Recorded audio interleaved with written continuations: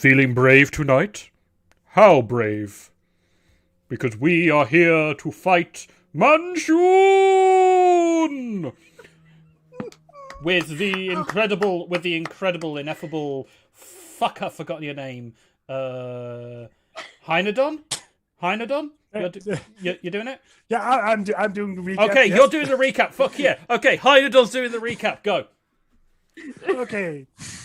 So, last time we spent some time trying to scout out Manshoon's hiding place, then very quickly kind of gave up, just went into a hole, teleported in, and just like smashed the door in and started fighting.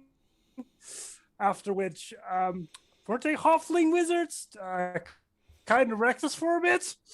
Aelith went down and then just randomly through sheer luck got up again. We killed a bunch of veterans, then killed the halflings, two of which while they were running away. And then actually Darius, I think, threatened one of them into telling us where Manshoon is, and that's where we left off. Yes, it is. So welcome everyone back to the Davil job, the kind of one shot based off the Dragon Heist Waterdeep Dragon Heist adventure. I am your inarticulate dungeon mistress, Kristi, and I will be in charge of your gaming pleasure for the evening.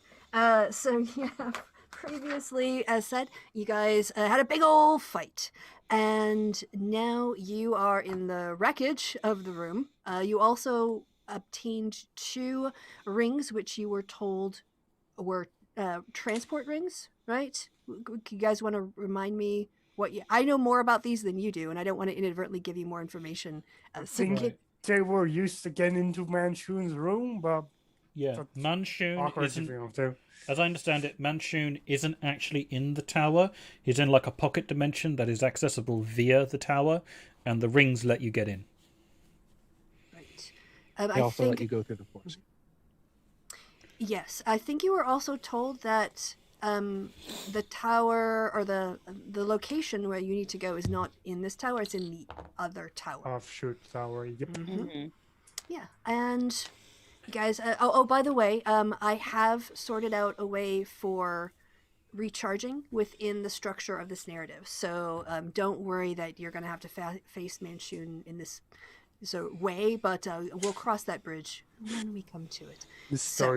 Mysterious floating safe crystal in front of his room. So what you won't have to do is like, oh, we're just going to have a long rest in the kitchen. I'm just saying, like, narratively, you don't have to do that. So, I mean, we could. You could do that. That's true. But then I would just take away the thing I planned for you. So I will then hand it over to the party and what you are doing now that you're in the sort of wreckage of the kitchen. Dinner's been destroyed. What would you like to do? What are people doing? What's the group plan? Or talk amongst yourselves.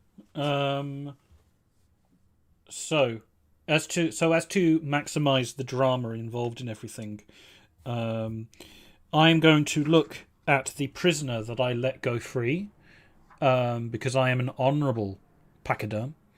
And you mean the corpse? Yeah, the corpse that is now on the floor. And then look over to lady over here who killed it. I don't know. Aelith? No, Aelith is. But did I get a killing blow? No, it was an eldritch blast. It was an eldritch blast. Yep, that was me. That's my eldritch blast. Okay, so and I'm going to kind of like look at that, look at you, and then look reprovingly at you, which is an English word that means nothing because I just made it up. It's an empty word. It's a completely empty word. So there you go. That's the drama that I bring to the table. A mysterious look. A mysterious look, and there we go. I sit there, and Ellie just kind of shrugs. And that's me. That's what I do. I feel like I learned more English in this freaking game than I did in like actual English classes. Hanging out with nerds. No, I've been hanging out with actual English people. That's true, yes. And they do use language slightly differently. Slightly differently? It's a whole That other was, language. that was a sort of play on English understatement. Mm-hmm. Yeah. It's much too overstated. Going a bit off, you know. But yeah, like that's what I do. I'm not happy. My prisoner has been killed. We've contravened the Hobgoblin Conventions of Human Rights. Hobgoblin, just a STEM specifically decided on human rights, I guess. Well, you know, like goblins who attack villages, yeah, no survivors. Kobolds that do the same, no survivors. Hobgoblins, you always get survivors. Why? Because hobgoblins are better than humans. Okay. Yeah. Sure. Bold claim. Bold claim. It just seems like they're leaving the job undone. You say leaving the They're job lazy. undone. I say that they adhere to a form of morality that your human lesser minds cannot understand. Cassandra, are you casting Revivify on the dead prisoner or the released prisoner? Is that what that was? Don't cast Revivify on that one. It's useless. No, don't. Don't. It's not been a minute yet. Yeah, but don't. They really- That's a waste of a good spell. Use it on someone who matters, for Kill it fuck's again. sake! Why are we angry? I'm not angry. I'm out of character shit-talking people because I'm Oh, now I'm in a bit of a brat mood. Great. Actually, I think that energy might gel finally tonight. Yeah, I mean, yeah. I'm leading a party of brats. Is what I'm having? Yes. Yep. I mean, We're I'm running a sorry, party of Kristi, brats. but that's definitely what you signed up for. No, it isn't. It's not what I No, signed it for, totally- anyway. It wasn't unbeknownst to me. Yeah, That's- but you keep on signing up to do one shots with us, so and introducing us to other people, so that's your own problem. I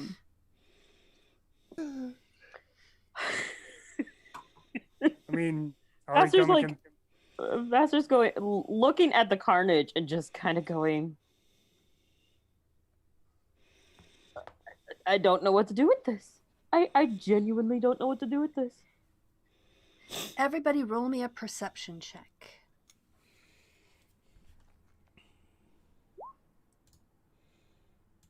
Ooh, good so far. Oh well, I'm not in the. At least I'm not in the trash. And then is that everybody? 1, 2, 3, 4, 5. Yeah. I don't know how many people are playing this game. All right. Yeah. So there's yes. All right. Darius, you're just still too focused on the post-fight. Your adrenaline is rushing. You know, blood, sound of blood in your ears. For where's my sheet? Vac is kind of hears something faintly, but can't quite make it out. For Vassar, Alic, sorry, Alic. Lith, my oh right, okay, that T that looks like a C, so I'll just put a cross across it. Now it's a T. All right, and Guillermo, you do hear something coming from.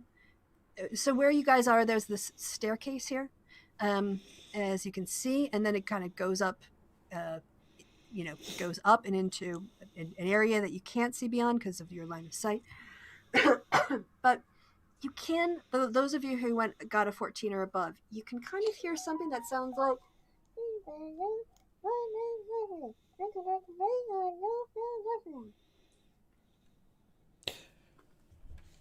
Huh. So, So we have a Sounds like- demon baby. Kristi, Well, you did say that this wasn't a cult. Is it a cult? oh, I hope wait, it's are a you cult. talking about Manshoon or are you talking about my party? The party. I feel like at this point we're going to go into proper like Eyes Wide Shut moment, or Fatal Attraction, where it's like, oh yeah, it was all a birthday prank. That's why we buried you and put you in a fucking coffin in Mexico. Just I mean- I Nobody promise from. you won't be buried in a coffin in Mexico. Okay. Mostly because I can't travel because of COVID. I mean, The nobody only from, person that would be likely to get buried in a coffin in Mexico is me.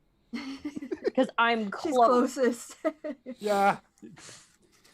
But that pedantry aside, no, not a cult. Yeah. Nobody in the current party is in any way associated with a cult. That we know of. All right. I mean, technically. Technically? How do you mean technically? I mean, We should probably focus on the game a little bit. Let's minimize the table talk and increase the role play talk. I mean, technically. Anyway, I'm going to. San Diego Comic-Con is a cult, so yeah. Okay. So in that case, being serious time, I'm going to check. Like, yeah, we've got the body, we've got the things. I'm going to check the bodies of the magic users and see if they've got any kind of like defining characteristics or otherwise. Like, are they part of like a local mage guild, for instance, or are they that kind of thing? Well, first of all, you can roll me an investigation. Okay. Boop. You do.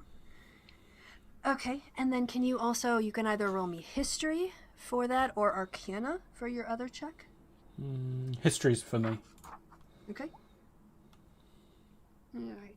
Now, from your investigation of the bodies, you don't find anything else on their persons. I'm actually they've got the characters in different pages, so I'm looking them up now. And if that changes, I'll retcon it if you missed any treasure. But at the moment, they just seem to have sort of the fabric of robes that you could get anywhere. It doesn't seem to be exotic or have to be specialty made. There's also nothing in particular on their persons or their bodies that, other than the transportation or the transport ring, that you can find that indicates anything that they're sort of bog standard people who came here to be in a gang and practice magic.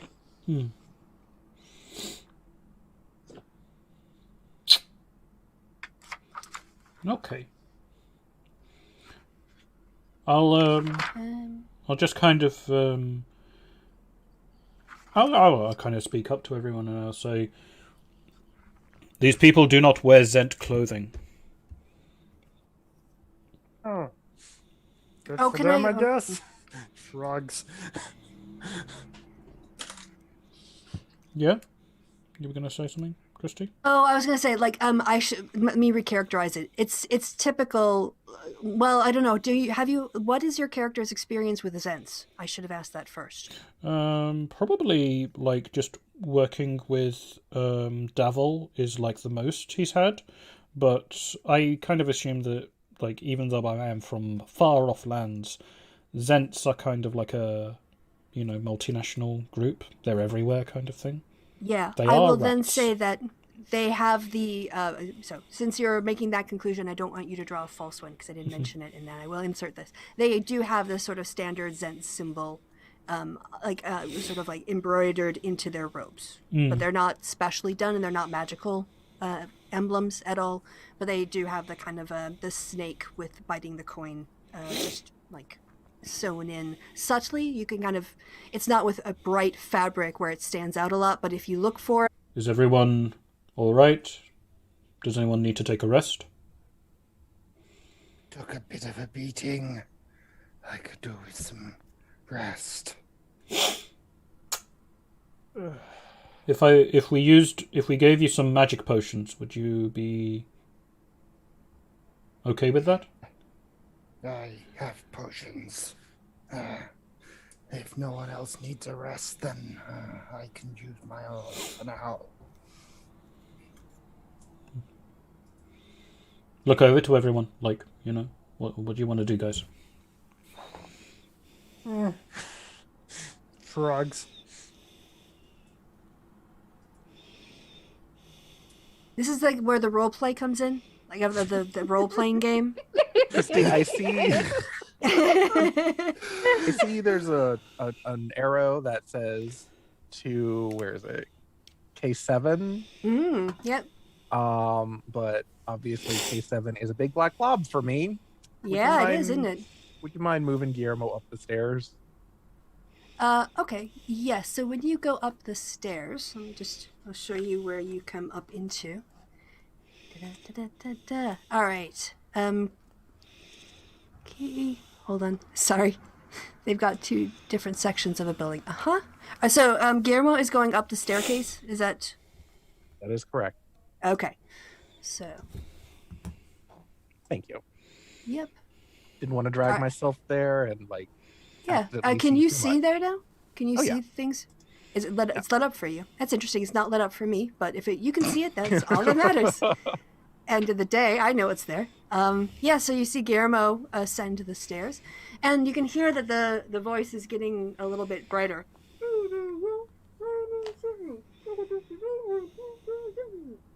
Two things. Did you just do something? No. I think the map just caught up.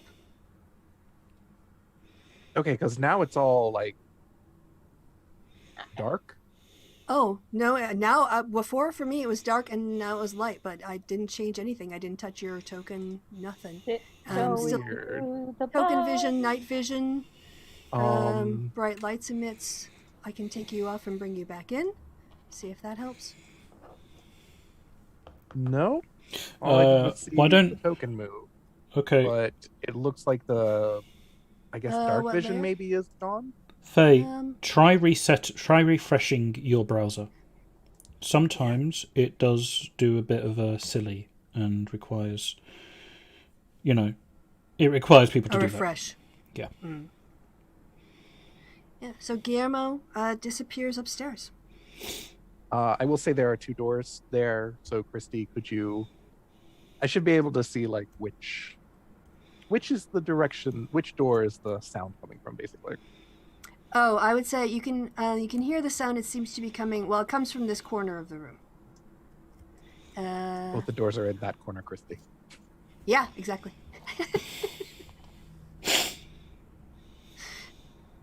Nope, still gray. If you want to, really? Okay, let me see. I will try to, because it says token vision on, and token vision. So I'll reset your settings. Save it. Let me turn it off. Save settings. This is annoying. Turn it on. Night vision 60. Night vision effect none. Okay, I'll give you dimming. Sure, why not? Limited field vision off. Token emit to light. Low light. Directional light. Didn't do. And save. So maybe now can There you it is. refresh? Okay, cool. Excellent. I don't know why I ate that. I don't either. Roll 20. I mean, there's a lot going on in Roll 20, so I understand where it can maybe be wonky from time to time. I'm just going to clean up some of these dead people. Dead bodies. Yeah, on the floor everywhere. Our victims. Mm-hmm. So yeah, So, unless we're going to take a rest or something, let's move on. Take some of your potion because we don't know what we're going to be fighting. Darius takes out one of his potions of greater healing and 40. That'll do it for now. 86. And he'll take. Actually, we'll take 2.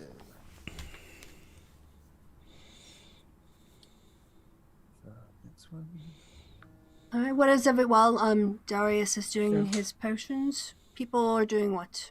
Yeah, Eldridge is gonna come on. Let's follow the. Guillermo, what the fuck are you again? It's just like walk Cloaked Following man. Guillermo. What? Following A Guillermo. heavily cloaked man. I mean, Mr. Robes, I guess. All right, so as you ascend the stairs, this is. Hold on. Oh, K7. Got it. Yeah, you come into a room that has, again, it's stone walls. All of the rooms in this, so far in this tower, have had, there's stone walls around them and stone ceiling about 30 feet high. This one, though, has it seems like amenities. It seems quite comfortable. There is a large rug over the floor. It's a little bit worn and it's got some blood on it, but it's otherwise in pretty good condition. There are large framed pictures that have been affixed to the walls of cities and landscapes, and there are also other furnishings here, such as a pair of rocking chairs, a couch, an ottoman, as well as a black leather overstuffed chair. And it seems to be there's also a book that's laid on a table. So it seems to be a well apportioned or, furnished. It's a pretty comfortable room with a lot of places to sit and some books. Is the book closed or open? Right. I will say you won't have to roll investigation to look at a book. So if you walk up over to the book is lying face down and open. You can see that whoever was reading it was reading a copy of Volo's Guide to Monsters. It says on the cover if you want to pick it up or if you want to leave it there. But yeah, that's what you can see just from looking at the cover. Well, that can't be good. I mean, are you afraid of reading? More like monsters. I mean, you can have monsters without reading about them. So. Oh, I've got a retcon. Sorry, you whoever looked at the you guys looked at the guards too, right? One of them was the vets downstairs, the veterans. Oh. Yeah. Yeah. One of them was carrying 36 copper pieces, 20 silver pieces, 12 gold pieces, 8 talos, which I think are platinum pieces in Waterdeep, and an ivory toothpick with looks like but to be gems embedded in it. Ew. That All of seems that they excessive found for a in a pouch. toothpick. That seems really gross for a toothpick. We'll say the gem studding is at the top, like where you would hold it in a little ball, and then there's the ivory part that is the toothpick. Yeah, no, I don't want to pick I my should hope teeth so. with... yeah. But I wouldn't want to pick my teeth with another species tooth, though. Wow. They used to be made out of before they were made out of wood. Yeah, Yeah. still gross, though. I mean, they're made out of wood mostly because it's cheap. Mhm. Yeah, and disposable. Mm-hmm. And the ethics of ivory. Mm-hmm. All reasons why they're made of wood. Gross. Here, have a piece of elephant tooth. Go ahead and pick your teeth with it. Ugh. Actually, ivory's made of hair. Elephant does. I mean, I guess it'd be the same structure as horns. Oh, sorry, not teeth. Fingernails. I think. I'm pretty sure they're dentin. Are they? I Ivory think is- so. Yes, you might be right. I'm wrong. Wait, no, I was right. Freaking elephant tooth. Picking your teeth with elephant teeth. Ugh. Yeah, it's made of dentin. See? Making me doubt Because myself. I know horns and stuff are traditional. They're made of keratin, but yeah, then so That's they are true. in fact teeth. Gross. Picking your teeth with elephant teeth. Shame on you all. Anyway, Actually, I wonder. I'd say they're wrapped in enamel, but that's weird considering the tooth's consistently exposed. But that's entirely off topic. Well, we're already off topic. Yeah, because enamel doesn't like being dry. Gross. let's see. One of the reasons we know T-Rexes probably had lips. Looking at the doors, Kristi. What's that 9 say? Aside from that, they're Why doors. is my... Yeah, so on the other side, there's 2 doors basically, just like all the other doors in this building, that are in the corner. It's basically a corner with 2 doors in it. Is the whole But I map don't hear visible now? anything. No. No. Okay, Just for the me area it's we're all... in. Okay, for me it's completely visible now. It wasn't before for this roll 20. Anyway, okay. Am I Yeah, in so a wall by chance? you're kind of on the side of the room. All There right. you go. Like against the wall. All right. Yeah, well, you guys can spread out around the room. That's fine. You know, Well, I it's- don't know where the edge of the room, like, okay. Yeah, it's where the light ends. Okay, cool. I wasn't sure. I'm a human, so my night vision is crap. I mean, So my there's a spear door here is still and a door shiny, here. so And with a 9, I can't even tell which is the door that's making the sound between the two of them. Or does it sound like both of them? Though, go ahead now that you're closer, and if you want to try doing a comparison by listening to the two doors, I will let you do a perception check this time with advantage because you're actually like listening at the door, not from across the room. Oh, I thought So- that was my intention with the investigation. But Yeah, you need to say that out loud though, sorry. so I Whatever. know. Oh damn! No, it's got. How is it? Yeah, for some reason you just can't distinguish if it's. Hey, you said I had Louder and advantage louder. this time. Oh right, sorry, I read the wrong number. You're right. I was so busy like thinking about how I guess the other part. Yeah, and this time, now that you've laid your ear against it, you can tell that it seems to be a little bit louder straight ahead. So this door. that The I'm door, thinking- yes, to the east, not to the Yeah. southwest. The Oh, door then into we're the opening the towers. south door. Or attempting Okay. to. All right. Yes, you. It's not locked. Okay. Then All right, so when you walk in, you see again the stone walls. This one doesn't have as much in terms of decoration. It seems to be a very functional bedroom. There are 3 single beds that are bunched up in the room. They're sort of a less than an arm's length apart. There is, at the foot of every bed is a wooden chest, and you can also see that there is a staircase that goes up. And that's everything in the room. Just the 3 beds and the chests and the staircase.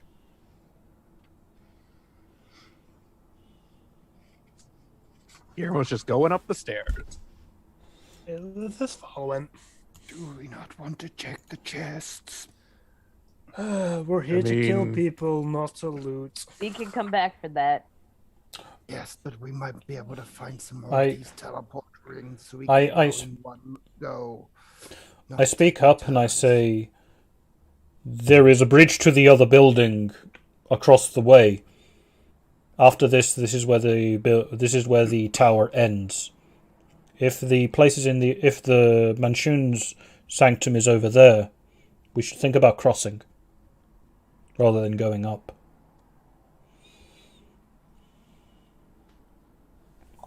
I mean, doesn't hurt to see what's up here first, so we don't get attacked from behind.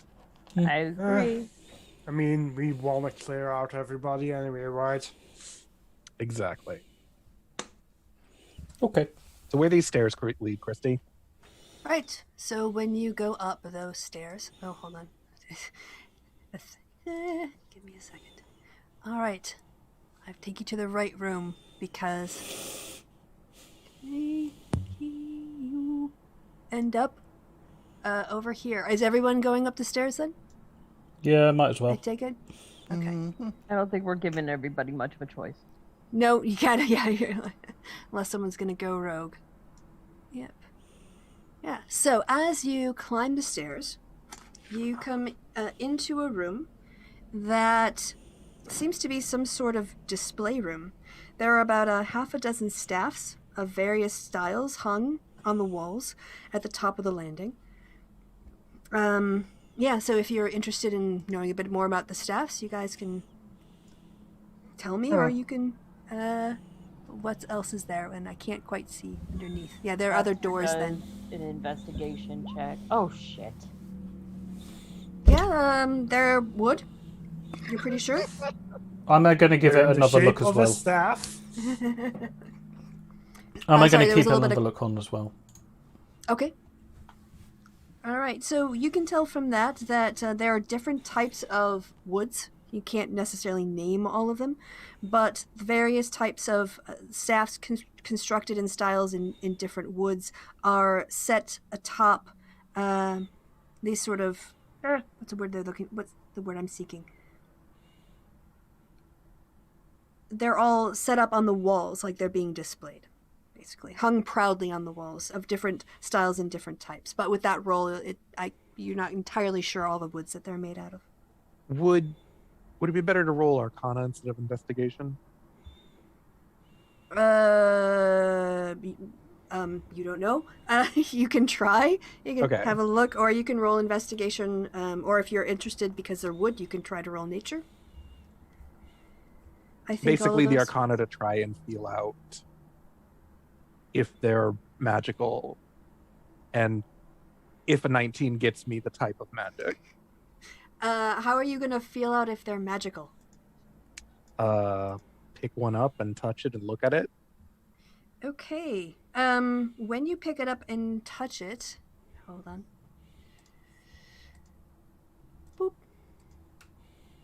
All of the staffs on the wall seem to come to life and fly at you. So I am going to need everyone to hold on, let me get the clear off the turn order.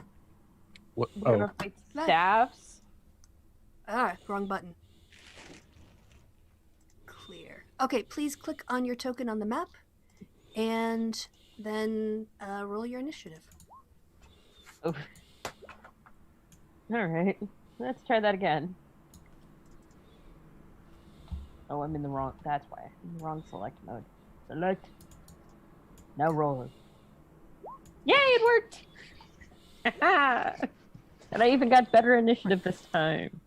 Hey! All right, I never roll whispers because I can't be bothered to tell you guys what they roll every time. That's why. All right.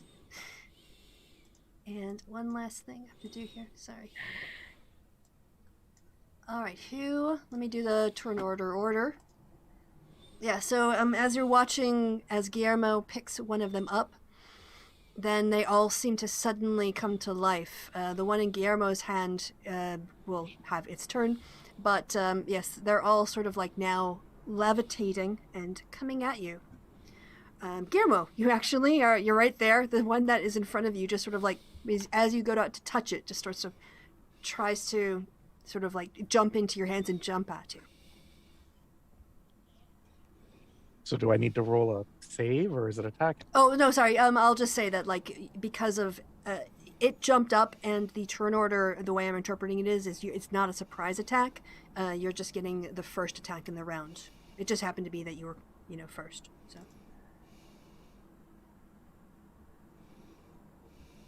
Oh, so it's my turn, not that it's attacking me. Okay, sorry. I thought you were saying that it's attacking me. No, like when you touched it, it sort of like started to jump, and now in the turn order, you actually get the first reaction as they all, as you can kind of like see that they've all now reacted once you've interacted with the first one. Okay. Radius. Yeah. I think that hits every one of them. Can you tell me what you're doing? Sorry, I'm casting an acid flavored shatter again. Oh, okay. Over everybody in the room? Yeah, I think I can't quite see the enemy tokens because I think they're technically outside the room. Got it. There we go. Yeah. So. Oh, let me just.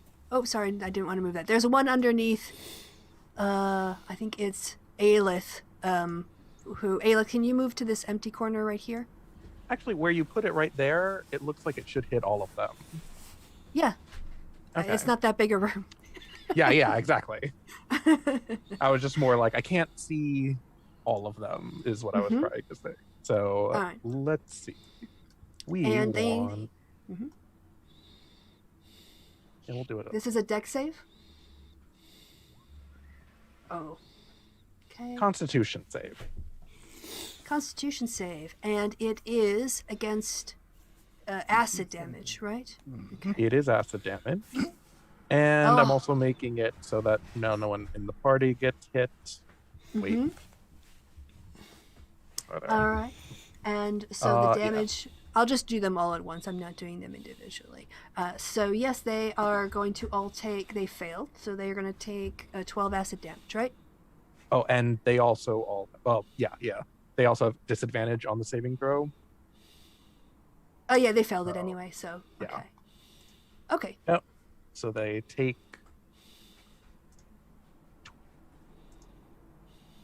12. Take 12. Yep, coming up. Yep. All right. Yes. Next up, Aelith. Are any of them directly next Aelith or Everything not? is I next. don't Yeah. think- Yeah. So Okay, there's. so Oh, everything right. is Sorry. considered next. There's Mhm. one underneath. Sorry. This is Yeah. why I was kind of like out of the room. So Aelith, I think you were like about there, and let's just put this one here. But literally, there should be like within it's- reach of everyone. Okay, so I would have disadvantage on my spells. So in that case, she is just gonna be casting Sacred Flame on the one closest to her. DC All right. 16 dexterity save. Yep. I'm gonna. I mean, it's gonna be half damage. Oh, that's a cantrip. Yep. Okay. All right. Then I'll roll it. Because if it's not gonna be half damage, it won't matter. And for that, I need I need a dex save. Okay. Let's see how that does. Oh, that one it makes.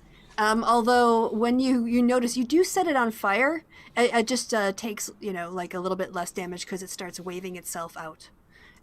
So half damage on that. Oh no, I no think damage. It does Sorry. no damage because it's You're a right. cantrip. Sorry, I said that in the front, and I already at the beginning, and I'd forgotten it by the end of my. So thank you. Yeah, no damage. It manages. The staff is actually much more dexterous than you would have imagined, and it sort of like avoids your flame. So a miss.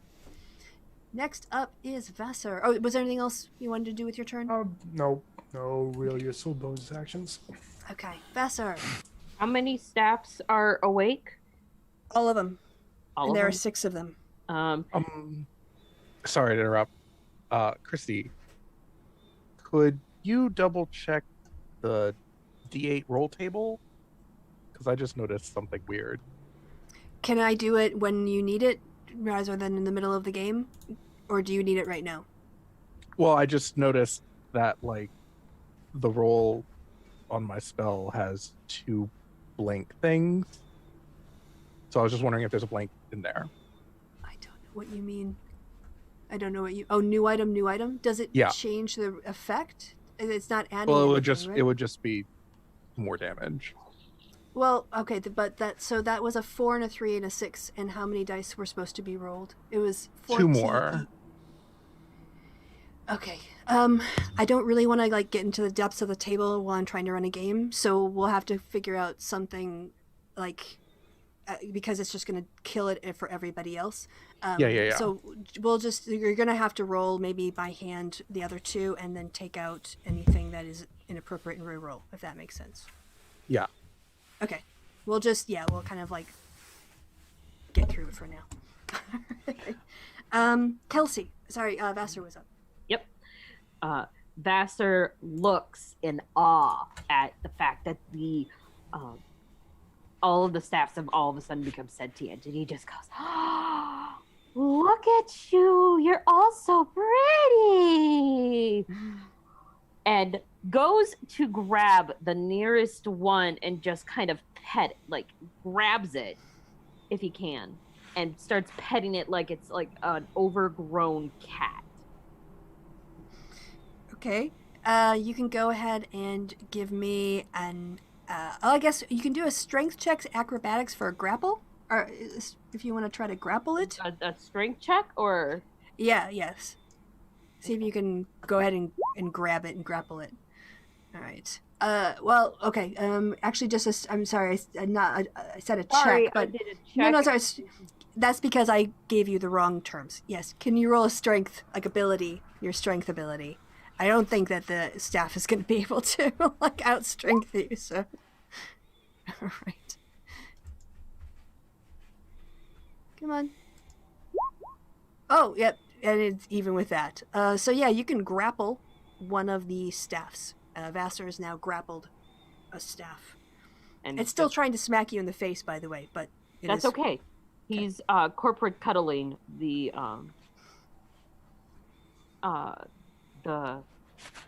staff. Okay. That's Vassar's turn. Anything else with your turn? That's it. Cool. I'm just like, Vassar is cooing at this now sentient staff and just kind of petting it. And like, Okay. oh, you're so pretty. Yes, you are. Who's a pretty staff? Vac, what would you like to do with your turn? Well, which one is Vasa petting? Is it this one? You know what? Yes, let's say it is. Okay. I will. I think there's an icon for grappled, so I will put a grappled icon on it. Well, what's that? Like it? Sadly, actually, you know what I'm going to do? I'm going to do this. I am going to use one of my key points to sprout firearms. Okay. Yeah, I'm good with that. Fangs of the Fire Snake, because I'm about to, beat the shit out of people, like as I do. And basically, the reach of your unarmed strikes increases by 10 feet for this action. And that basically means that my reach is 15 feet for this round, for this set, and it's going to be on this dude, who is grappled, and as a result, I have advantage on hitting him. Woohoo! Okay. Wait, are we hitting my... Is he grappled or not? Yeah, it's grappled. Well, in Yeah. that case, Why are we boom, attacking? boom. Grappled and being Boom. petted. All right. So basically, I'll tell you, your first strike just blows it apart. Oh, okay. It's gone. So So you can redirect your other ones. my other one is going to be on this one. Okay. Which is with a the crit. You can just Yeah. describe how you make it explode into wood shards if you. No. You misunderstand. Like, imagine if you would the god Asura from most Vedic traditions, as well as the video game Asura's Wrath, where he grows, biomechanical arms that punch mountains apart and stuff like that. Basically the same thing. I sprout arms out of my back of my shoulders that are on fire, and I punch them, and then they catch fire. And yeah, Ooh. that one. And then the last one's going to be on this one, because I assume that one's going to die. This one's going to die. But yeah. Yes. That one sadly does not hit, but you do manage to take out 2 of them with your strikes. Boom, boom, gone. Wait, does Vassar now no longer have his staff that he was cooing over? Oh, you've got a staff, but I think it's on fire, right? How do you? It's cinders, ash. Yeah. Have you ever like seen like a flash thing where something becomes ash almost instantaneously? And oh shit! Did I punch the tiefling by accident? What the fuck? No! I didn't mean to do that! R.I.P. Guillermo. Guillermo! You My put friend! X on the wrong person, Kristi. Oh, sorry. Oh dear. Sorry, which one? Animated staff. Yep, move Oh, that yeah, one, sorry. move that one. Right, got it. Okay, sorry. I'm just being facetious. Anyway, yeah. So that's what I did. That's my turn. All right. Well, now 2 Vassar enemies is down. actively crying. Okay, Like so little Why- baby. I gotta ask, why are you Yeah. making Idris Elba cry? Idris Elba does not cry. What is this? You killed the staff of a monk. I think you'll find that, one, you can't kill something that isn't alive, and We don't know B. that. We don't know that. it's an animated staff! Yeah. Well, now Animate! Idris Elba is Animate is sad. not alive, it's just animate! Well, now Idris Elba is sad because you killed his pet staff. You know as well as I do that Idris Elba, who is sad, does not cry, he pouts. Well, he's pouting. There you He go. has a tiny little there's little tears, kind of pretending that they're gonna fall down his face. He looks really pathetic right now. He just You know as well as I do that Idris Elba does not look pathetic. no, this is best Oscar performance pathetic. puppy dog eyes. All right. Hardcore puppy dog eyes, big giant pout. He looks. I don't so know if I sad. can deal with this immersion breaking actions. Anyway, yeah. He No. looks so I'm being facetious. I'm not knocking anybody. So sad. Thank you. You're breaking his heart. You kicked his puppy. You killed his pet staff. He had that pet staff for less than 5 seconds. Literally less than a combat round. He bonded with it. Okay. And now we know where Mara gets it from. Yes. All right. So, Vac, was there anything else besides your 3 attacks? I Anything else can't. you I were can't gonna do? move. I can't move. You're done for the turn. I can't move. Then next up is Cassandra, the lovely Cassandra.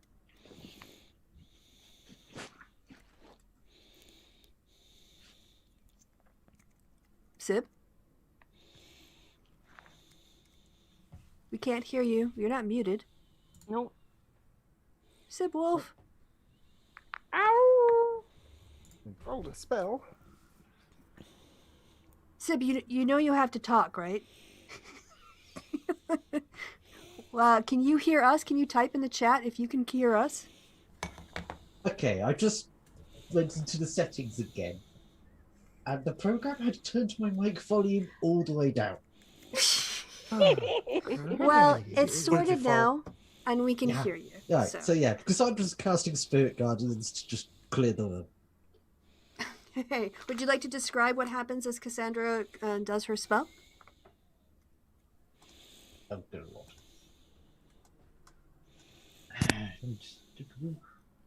Oh, she just plants her hammer on the ground, says a few words, and sprouts a few creatures, spectral creatures that look much like herself. They Yeah, start so- running around and hitting things. All right. Yeah. So as you see Cassandra cast her spell, and the room is suddenly filled with an aura. What do your spirit guardians look like? Usually, there's some sort of fey creatures. If you're good. Yeah, You it want- says angelical fade.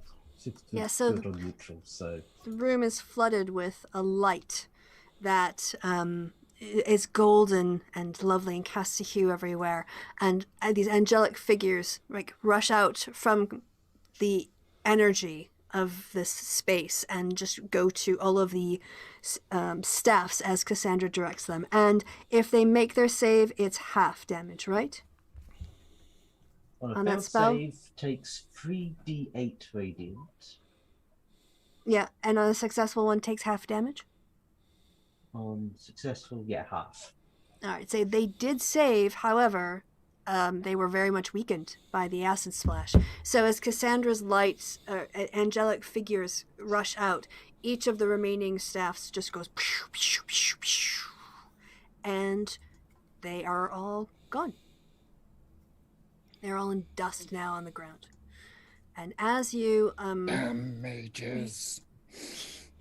as that happens, you can hear a voice from behind the door where you're standing, Aelith, going, "Oh, what's going on?" Well, time to bust this door in. Cast Eldritch Blast just on the door. All right, go ahead. I have to look up the door stats. I had them memorized last time, but oh, there it is. I mean- yeah. Yeah, it goes, pshh, pshh, but this time the door seems a little more heavy, and this one is locked. So that 11 doesn't hit, unless you had advantage somehow. I missed the door. Yeah, well, no, The door. you hit the Blinded door, by the but light. yeah, you don't really. Somehow, it just didn't really seem to affect it. I mean, I can cast it twice, so. Yeah, Darius, you take a swing at it, and damn, this is a heavy door. Thunk, like you make a dent in it, but you don't really think you've made an impression, like an effect. Ah, this time. 25 doesn't hit. I'm Yeah, no. This time, yeah, you managed to do a big whack in it, but that door is still up. It was 7, right? Because Yep. So Yeah, no Yeah. advantage. you can hear someone going "Woo" from behind the door. Who's there? All right, that hits Darius, and 7 plus 2 is 19. Yeah, now that took a big thunk out of it. You kind of smash it where the Eldritch Blast landed, and you can see it starting to crack and shatter, but it's still standing. Jesus fuck, this is a firm door. Does it make a DC 17 deck save? A door making a deck save. Well, it's rattled kind of hard. It might be just a bit out. You know. Yeah, I'll say that as Guillermo casts the acid at it, it starts to eat away. You can start the door itself, where the cracks are, start to just you see through it to the next room, and you hear a raspy voice calling out to you, "If you be good, then rid the towers of evil stench. If you be evil, do open the door so we may battle, and my eternal boredom can end." As the door continues to be eaten away, you guys kind of like crack through and push through it. You see that what's behind this door, it seems to be a cell. There's a barred window, and then there's a there's a gargoyle lurking in one corner of the room, looking at you quite fearfully, but also saying to you in a low growl, "Well, if you're evil, come on then." Where is Manshoon? I'm a prisoner here. I don't know his comings and goings. Who are you? Can any... Can we Roll get through the initiative to kill door? him. Master busts through the door, busts past everybody, and goes, "My dot. Wait, is it this door? Or is it this? It's here. Sorry, you guys can now see into this room. Awesome." Busts through the door and goes, "My daughter said something about gargoyles and them being cool, so you have to be cool. Also, what's your name, dude?" Sounds logic, I suppose. Please be something really awesome. My name is Lady Godfrey. Gondafrey. Well, you're gorgeous, and also, you're awesome. And you want to get out of here? And also, if you get out of here, I have a place for you to go and hang out with my daughter, because she's great. I have a feeling Kelsey's got alternative motives for this game. I'm sorry, you can't introduce the gargoyle and not expect me to kidnap the gargoyle. You can't use your dad as a proxy to collect things for Mara in the other game. That's not Wait, no, the gargoyle spirit. guardian for the pup? I'm sorry, you introduce a gargoyle. The first thing I'm gonna go, is it a boy or a girl? If it's like, I don't care. I've always wanted a gargoyle. So first thing I'm gonna do is make sure that Mara gets a gargoyle. Come on, I'm of that generation. I watched gargoyles as a kid. I had a huge crush on Goliath and Demona. Come on. This is... Wow. This is how Mara ends up with like all the people, because like, where do you think she gets it? Her dad's like, "I'm adopting you now. You're my kid. Congratulations." All right, so Lady Gondafrey says, "Oh, if you let me out, I can give you information about the tower. I can't give you information about Manshoon, but I can give you information about this cursed building." Well, congratulations. You are free. Any information about the tower is much appreciated. But also, why are you here? Oh. Well, you tell me why you're here first, and I've already given you some information, so please let me know that I'm not just giving it to... Who are you all? We're here to kill Manshoon. Okay, hold on. Let me see. She's gonna get her card up. She's gonna roll an insight on you guys to see if I'm lying. Well, yeah, she's been in prison. Alright. She's, I think, smart enough to take a risk. You haven't attacked her yet, so... I also offered, like, I'm like, go, be free. Also, I have a place for you to stay. Well, long time ago, I don't know, I've been here so long now, but, you know Dullart Kolat, one of the brothers that built this tower? Well, he trapped me in the gargoyle's body using one of his magical experiments. In life, I was a human knight of Tyr, and my name was Lady Gondafrey. I don't really remember my life here. I know I was in Waterdeep. I think I served in the City Watch. And my last clear memories were identifying Kolat as a suspect in several disappearances. After that, I don't know, my memory gets a bit gray. I think perhaps he might have captured me and then did this experiment where he put part of my mind into the body of this gargoyle. He comes by occasionally to talk to me. He finds me amusing. I think being found amusing is the only reason I'm still alive. Wait. He Is he still still comes alive? by? Yeah. Manshoon? Yeah, sure. It walks around the towers from time to time. No. Disappears up into... No, the other guy, Kolat. the You brother. were saying it was Kolat. Oh, right, sorry, yes. Yeah, well, that was the person that I was investigating. What year is it? It was 1379 when I was investigating Kolat. Do I need to roll an intelligence check to remember what year it is? I have no idea Uh, what year it is. We're in like 14? It's 1427. 1427. 70. Yeah. Okay. I'm not going to say He no, still but comes by to visit. Manshoon comes to talk to me every couple months or years. Otherwise, I sit here. Well, would you like to get out of here and be with people? Yes? Well, let's get you out of here, sugar, and like get you away from these horrible, horrible people who would treat you so poorly. I don't think she'll be able to leave until Manshoon is dead. Well, I'm gonna kill Manshoon now because you don't treat a beautiful gargoyle or a beautiful human the way you treated this person. And If Shun you- has wronged you, Gargoyle. Do you not seek revenge for yourself? Absolutely. Absolutely. You want Do to come you on our know murder how to party? fight? All right. Well, who wants to roll persuasion? With I'm going advantage. to assist. I'm going to assist Yeah. whoever it is. Okay, yes, so you can Well, roll persuasion with the assistance of Fax. She says, yes, if you're off to truly fight Manshoon and fight the evil, then yes, I will. Sorry, yeah. I'm sorry. Yes, I will join you. Sorry, I messed up. Kolat changed her, Manshoon kept her. So Kolat kept her, yeah, and then Manshoon found her and kept her as a pet. So sorry if that wasn't clear. I was riffing from the text. Yes, so she's yeah, you guys have an NPC now. Yay!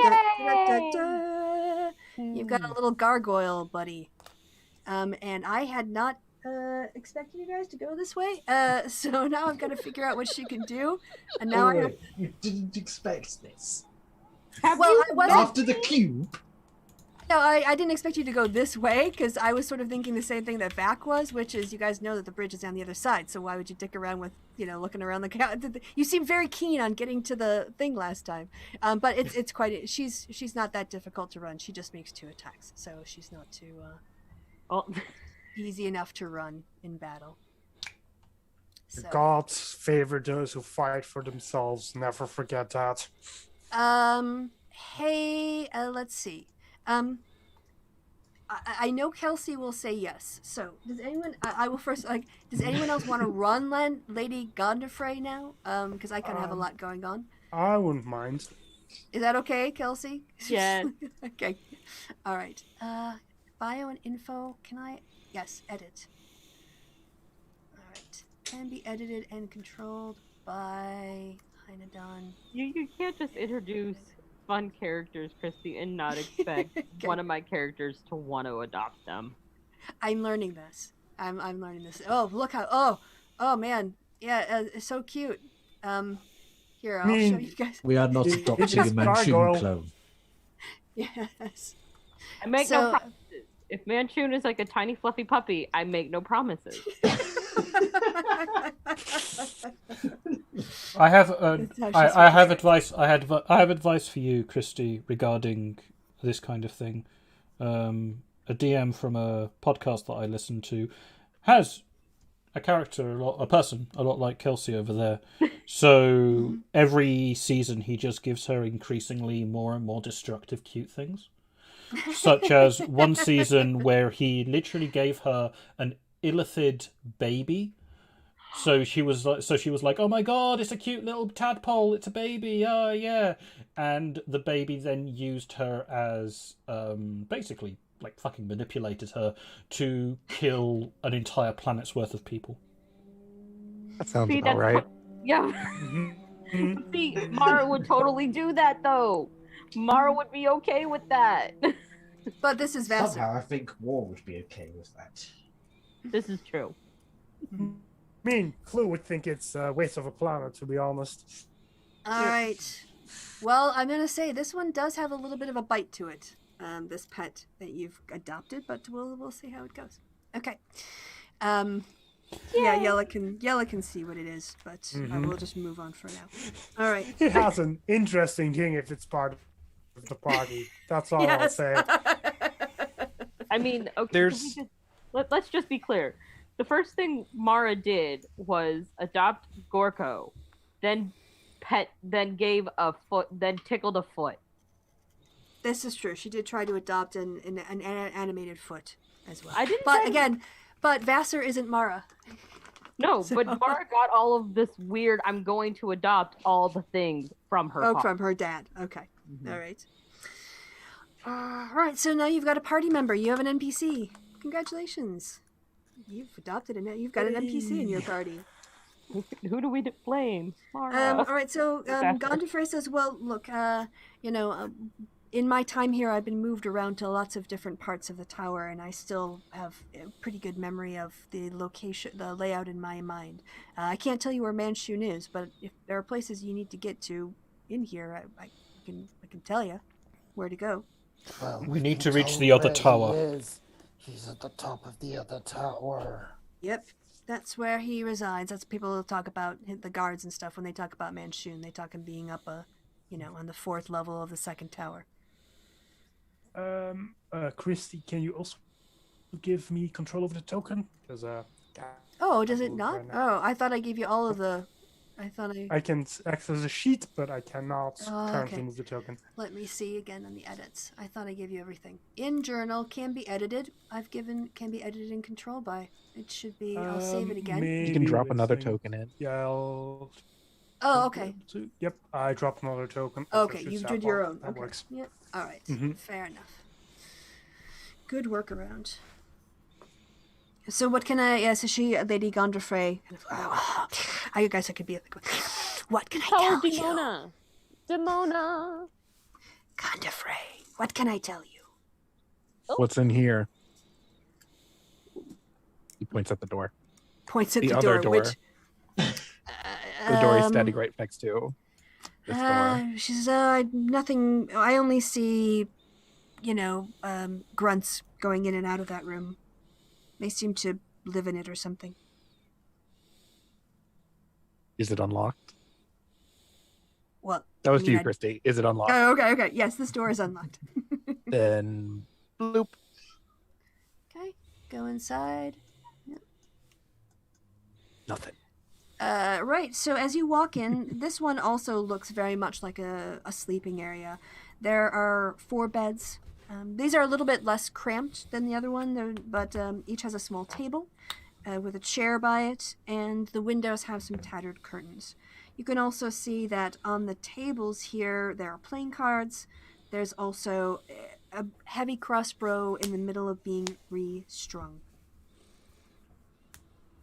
Wow, fuck all. Well, guess we're going up to main tower now. She just Are there starts chests in leaving. here too? Guards. Sorry, there was crosstalk, so I wasn't sure what was happening. Investigating the playing cards. Oh, okay. Yeah, they're playing cards. You also, as you walk over, you can see that there's they've been laid down in such a way that they're kind of like covering some small piles of money, and there seems to be also a few coppers resting in the middle of the table. Yeah, I'll sweep up the coins and put them in the coin purse. Okay, so you get 74 copper, 52 silver, 19 gold, and 4 talos. Taols. In that room. That was 74 copper, Mm-hmm. 19 silver, you said? Correct. No, gold. It was 19 gold. It was 52 silver. 50, 52. 19, and tallows are worth 2 gold. So how many tallows did you say? 4. 4 plus 19, so 8 plus Okay. 19, So yeah, we don't. 27. We don't have to do the math out loud. Yeah. For other people, yes. What are people doing? Yeah, this, as you can see, there's no other staircases on this level. Oh, So I'm just going to take the Amber's just crossbow. leaving. Okay. Sib, sorry, what's Cassandra doing? Taking the crossbow. Oh, okay. Yep, you have an unstrung crossbow now. Yay. She can fix that up later. Alright, let me put you back in the other area where you were before, now that you're going downstairs. So, is everyone heading back down as well? Yep. Guillermo is. Okay, so I'll bring you guys all back down to where you were before. Which is, who is this? What is this? Oh, that's Guillermo. Sorry, I was like, what is this token over here? Alright, there you go back. And 2, 3, 4, 5, and Lady Gondafrey as well now. Is that everybody? Yes, I think so. I didn't send anyone to the GM's lair, did I? Don't Everyone's think got their... so. Okay, 2, cool. 4, Alright. 6. Yeah, seems about right. Alright, you guys are all crowded back down. Gonna go through that door? Oh, that was the door that... yes, you went through before. Okay. So this one too is unlocked. Well, guess we're going in. Yep. Alright, as you open up the door, you come in. I'll describe what you see. This seems to be a landing, a tower, it's not a full room. Where you're standing now is a stone landing, but there's no railing over the side, and there has a door leading to the door. Right. As you look out, into the landing, this is a spiral staircase that goes up and down.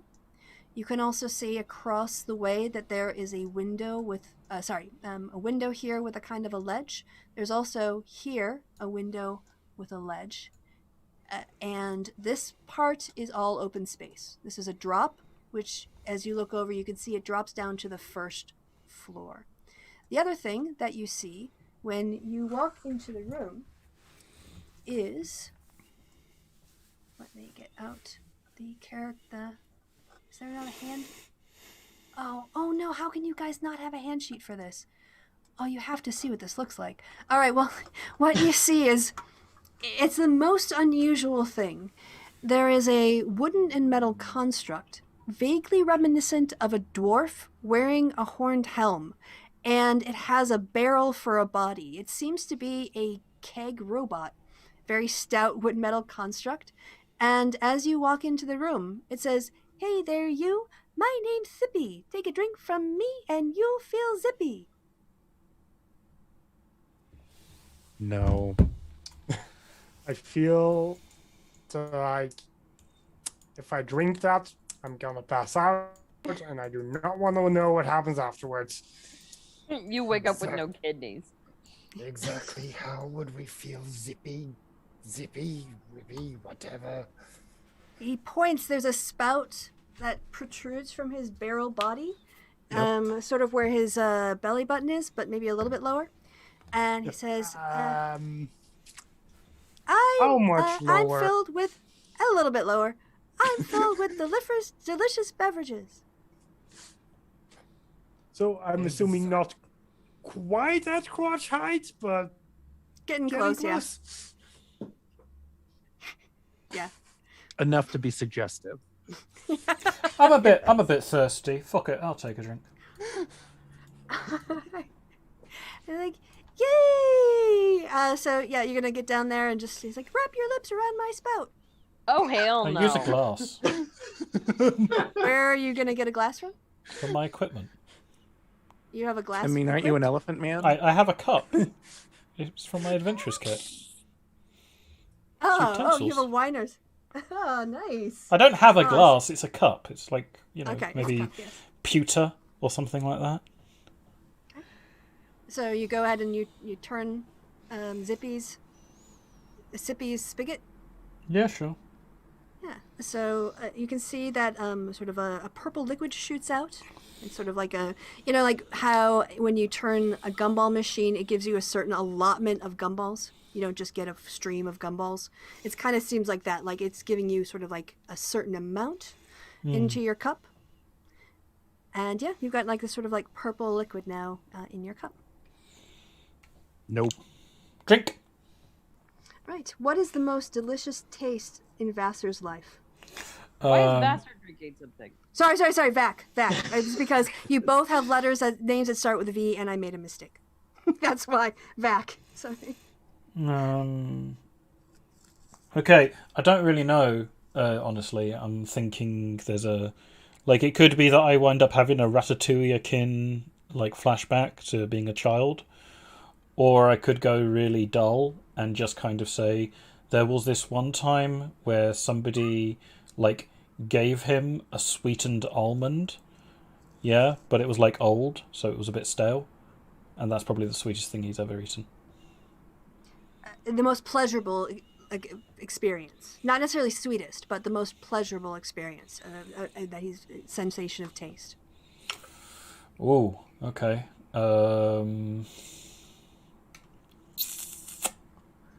He once ate half-rotted fish, and it tasted sweet, but he was sick afterwards. There you go. It tasted good, though? Yeah. Okay. That is what it tastes like to Vac. And as the liquid sort of like leaves the sensory areas of your tongue and just sort of like gets swallowed down, you suddenly feel a very warm, cozy feeling, and you realize that you're feeling really good. Like you're feeling very relaxed and cool. Okay. I kind of like shrug my shoulders and kind of say, what was your name again? Little barrel. My name's Sippy. Thank you very much, Sippy. Hope you feel zippy. No, but it tastes nice. I kind of like look to the others and I say, it's okay. Shall we carry on? We'll see if you die in a minute. Yeah, we shouldn't go anywhere. We should let you continue doing whatever it is you're doing. If he dies, he dies. And it starts walking I am up not the going to. stairs. I am not going to die.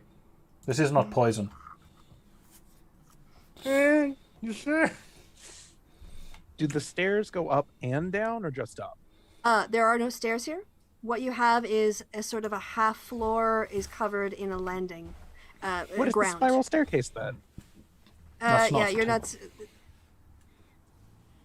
The stair. Right, sorry, I thought you were talking about a different staircase. Yeah, this is a metal spiral staircase. Sorry, no, I had something over the map, so I didn't see.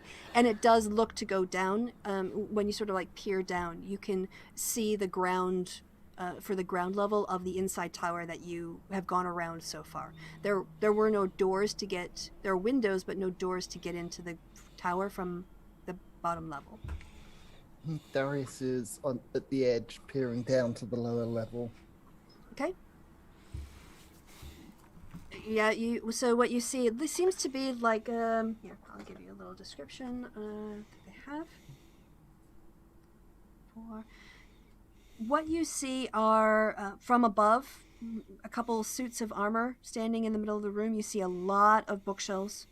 You see tall alcoves above each shelf holding gargoyles. And you can also see that there's a table with some sort of paraphernalia on it. It's a little bit difficult to tell from this angle like what it is exactly on the table, and there's also the stone staircase spirals not only down but up, and that is what you can see from peeking from that level down into the ground level. Gargoyles, suits of armor, some sort of magic device. No one go down and touch it. Not after the staffs. Yes. Ugh. Something to... It's magic items. So it's not like they're evil, just things.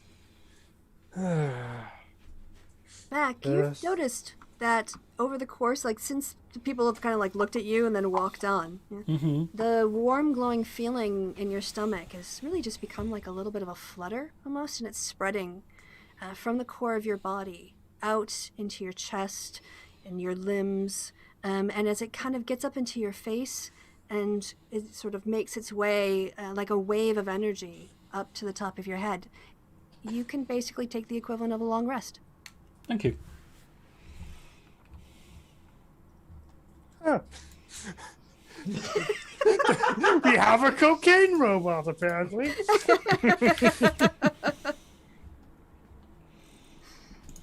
Always good to know. Always nice to know you have access to a cocaine robot. Yeah. So So you now have we your all full. need to take a drink. Yep, I've taken up my full stuff. Okay. Yeah, I mean, metagame. Obviously, metagaming. You guys don't know that as your characters. Yep. So, No one knows this. nope. You So, feeling okay there, Vex? Yes, of course I am. It is not poison. Yeah, when you guys look at Vax, you notice that he goes, "What were you?" Well, did you like have, like some I'll damage?" I'll just tell you straight up. Like I've taken I took quite a bit of damage in the last fight, and then I healed most of it back up. You know, so I'm like kind of like got blood, maybe a couple of bruises around my face. They're fucking gone. Huh. Guess I'll. Well, I'm good for now. Maybe if I really get beat up, I'll try the mysterious robot fluid, but good for now. Yeah. So a question I have to everyone: will you be able? You're saying that we should not go downstairs. Is everyone okay to leap across this gap? I kind of like gesture to across the gap. Wait, is Yes. this a gap? It is, yeah. You've This been is floating a around the drop. gap. Yeah. Yes, yeah. All of you are. This area here is where it stops. Where you are. This is the marble floor, wooden stone floor. This is a drop to the 10 feet or 30 feet to the ground level. There's another platform over here, and then this window, it has a ledge, and then you can also see out of it the wooden bridge that connects to the other tower. Okay. I mean, Darius is going It's to walk like- up to Sippy. He's going to take out the 2 empty potion bottles and fill them both up. He won't do it. It's like, you have to take a drink from me. oh god. If we have to jump across You it's let every Vex single fill up time. a container, No, he filled up a cup to drink. and I'm going to fill up this bottle to drink. No, you're not.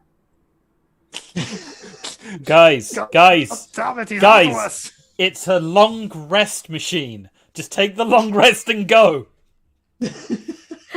Guess I'll So we'll go drink take the turns drinking mysterious from the machine. groin fluid. So, yeah. For those of you, and if no one else has a cup, yeah, you all have to go do your wrap around the I mean, I'm not wrapping around it. I'm just going below it and opening Oh, okay, it. you're like, I have it, like, let it fall into your mouth. Uh-huh. I'll give people my cup if they want.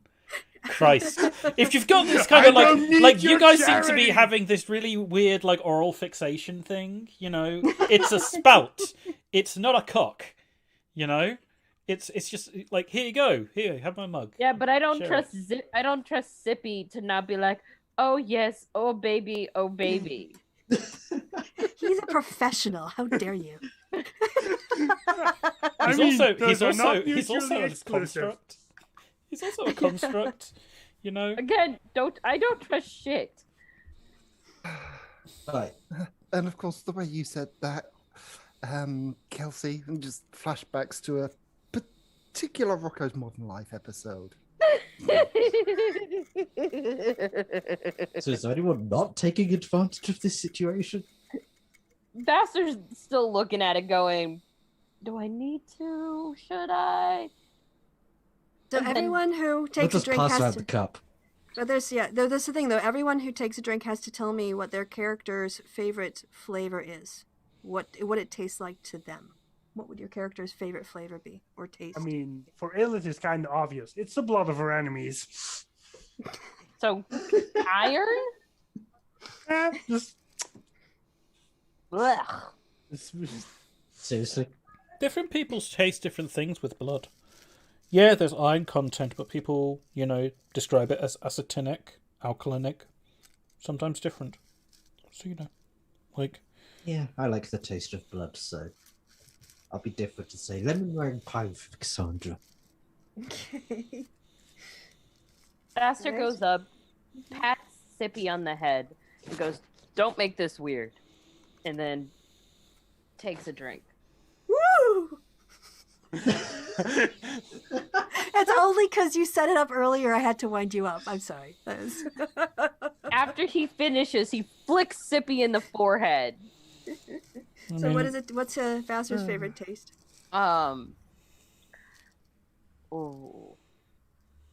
Pecan pie. Actually, no, I lie. Tomato pie. Tomato soup pie. Okay. You Is that Americans deep are fried? fucking sick. No, that's just Chicago. That's a base for a Chicago deep dish pizza. Was what that is. No, it actually tastes like chocolate. I've been watching a particular TikToker who makes nothing but like these old timey dishes, and he made a tomato soup pie from the 1940s, and is like, it tastes like chocolate. So I've heard the same things. It doesn't change the fact that you Americans are sick. Well, that's true. That's just Americans are sick. You can add to any sentence, and it just is like a talk. Well, thank you, because sick means awesome. You are aware. To be fair, tomatoes are a fruit, and fruit goes in pies. Shut up, Sirius. You're fine. Yeah. So does what is that green thing that's kind of like is it a fruit? Rhubarb. Are you thinking about Is rhubarb a rhubarb? fruit? No, Is rhubarb a rhubarb fruit? is not a fruit. No, it's a root. It's a Like root. ginger. rhubarb is not a root. It's Is not it a not? root. It's Oh, like dear. celery. Okay, No. All right, let's focus on the Let's game. focus Yeah. on the game, guys. Right. Once everyone's taken a drink, Cassandra is going to. I didn't hear from Darius, by the way. I don't think, or Vassar. I don't. Oh No, yeah, you got Vassar potato. is the Yeah, tomato sorry. soup pie. Yeah. Drinking essentially blood of the enemies again. You guys are all so original. Okay. Okay, if I could, This will be I want a to, moment for character Specific- development. I want to Specifically, it's the blood- retcon. I want to retcon my taste thing because Okay. I was thinking Whose about blood like, is it going to taste like? no. I want it to taste like kimchi. Okay. There you go. Yeah. Different. There you go. Specifically, it's the blood of the Bad Moon clan of orcs, which All fits right. in with my backstory. It's very yes, you are a connoisseur of blood apparently, and you know a good blood of your enemy's appropriate brand, and it tastes delicious. All of your bloods taste delicious. Mhm. Guillermo's There's not going to taste like blood. Okay, what's Guillermo's taste like? Watermelon. Ooh, Fuck yeah! that's nice. Watermelon Also, he pie. drinks it from his cup because he has a cup because he has a mess kit. Okay. Probably not anything fancy. Like a tin cup. Yeah, Cheap pewter. shit. Pewter. Mhm. I said it wasn't anything Basically- fancy. Pewter isn't fancy. And that isn't to say that Darius goes around drinking blood. It's more because you were saying about the pleasurable association with something that you drank. Well, his greatest source Yeah. of pleasure related to taste is slaughtering the orcs responsible for the slaughtering of his own clan, and obviously raging, smashing heads with big hammer, blood just gushing everywhere. Some of it gets in his mouth, and yeah, that taste is what he associates. Got it. The taste of revenge. Yes, really committing. Very committed. All right, so yeah, you guys all have the equivalent of a long rest. Up the stairs then. Before There is that, no stairs. Oh, you want to go with the spiral stairs because the Lady Yes, Kristi. Gondafrey. The spiral stairs. Lady Gondafrey is pointing. She's like, "That's how you get over to Manshoon." She says, "You have to cross that bridge." I mean, it's a window, so I assume there's a way around. Oh yeah, Or do we have to yeah. go through it's the this way. window? You've got to jump. Okay. Or figure out a way over. They don't make it easy to get to the other tower for a reason, you know. Aelith just takes a couple of steps back and just runs up and tries to jump over. All right. Let me just check my book for I'm going to need athletics. And I need to see what the DC is on the athletics. And Cassandra cast that spell now. What spell would Cassandra like to cast? Cassandra was going to cast Aid on Vassa, Aelith, and Darius. Yeah, this is a good time to do that. And Thank what you. does that do? Oh, sorry. First of all, what level is she casting it at? 3rd level, so they'll get 10 hit points. Yep, each of you get an 8-hour bump to your hit points. They're not temporary hit points, they're your hit points. And even when you're healed, you can heal up to your new maximum of an extra 10 for the next 8 hours. That's a good idea. Good work. I love playing clerics with aid. Right. Okay, here we go. Coming away. Could you actually pop a spell slot on me, just on 2nd level rather than 3rd? Of that. What do you mean? What, Aid? Yeah, of aid. I'm wondering. So the way aid works is at one level they get 5, at the higher level they get 10, at the next higher level they get 15. So Cassandra would have to cast it at a higher level. Oh, well, no, For I just everybody. need 5. Oh, I see. Okay. It's just blanket. Everyone they pick gets an extra, however the level of the spell is. So she Okay, can't fair say U10, U5. It's blanket. I see. Fair enough. All right, that seems pretty basic. So I'm going to just say, go ahead and give me. Oh yeah, that's fine for a new athletics check. So you can jump over to the other bridge. Therefore, Oh, that way you're going. No, Okay. it's this one. Oh, It's no. over here. It's here. But what direction are we going? The door's over Aelith, here. we are going literally to this place here. Yeah, but but isn't that just like a window? So over there? this, Like, all right, okay, yeah, like I know. there? Honestly, on the map is not exactly the easiest. So can I do drawing? I'll do a freehand drawing here, right? And let me pick the color, and I'll make it gray. So all of this, where I'm coloring out, is a drop. All of this is a 20-foot drop. I'm not seeing Seeing it. But... anything. Yeah, there it is. It's got It takes a moment. Okay. If you hold the picture, if you hold down, it doesn't send it to the server yet. It lets you draw. Oh, one it takes you thing. a while. Right. No, it's literally a thing. So I'm just going to do something freehand to show you, right? Okay. That you'll be able to see it in a second. Green thing, right I there. saw it when you But did it. if I just hold it and I don't let go, right? I'm drawing something right now. You guys can't see it until I let go. Yeah. Okay. So it's like that's kind of like the system. Yep. So you've got your ledge that you're standing on. There's spiral staircase going up and down. Then there's another ledge across the room, and then there's also this wide ledge on the other side of the room. Yep. And then there's just a drop in the middle. So there is a small little ledge right where Aelith now is. Yes. Yes. Okay. This kind of like white area here is meant to be an extra wide ledge. Okay. I'm going to quickly go into the back because there were some chests, correct? Which back? Into this room, I believe there were some chests. Oh, yeah, there were the chests in front of the beds. Yes. Yeah, I'm going to quickly look there and see if there's any wood or maybe a ladder or anything like that. Okay. When you pop open the chests, they're not locked, but inside of them there's pretty much the same thing, which is a mixture of clothes, some extra pouches, maybe for spell components. There's some candles chucked in there. There are ink wells. There's pen and paper. And also there seem to be some scattered gold coins in some of them, sort of put down the bottom. And each of them has, let me see. Oh yeah, there are 3 books inside. Anything of note? Yeah, do you read magic? I don't read magic, no, but I'm not trained in it. Yeah, I'll just say, having your experience as an adventurer gives you enough knowledge. You've known when you've seen magical writings before, and you strongly suspect these books have magic spells inside of them. Okay. Well, I'll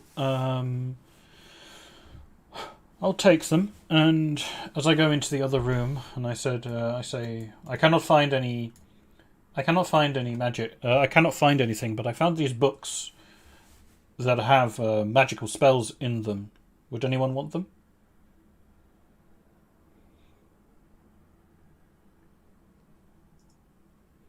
Do I want them? Can you cast them?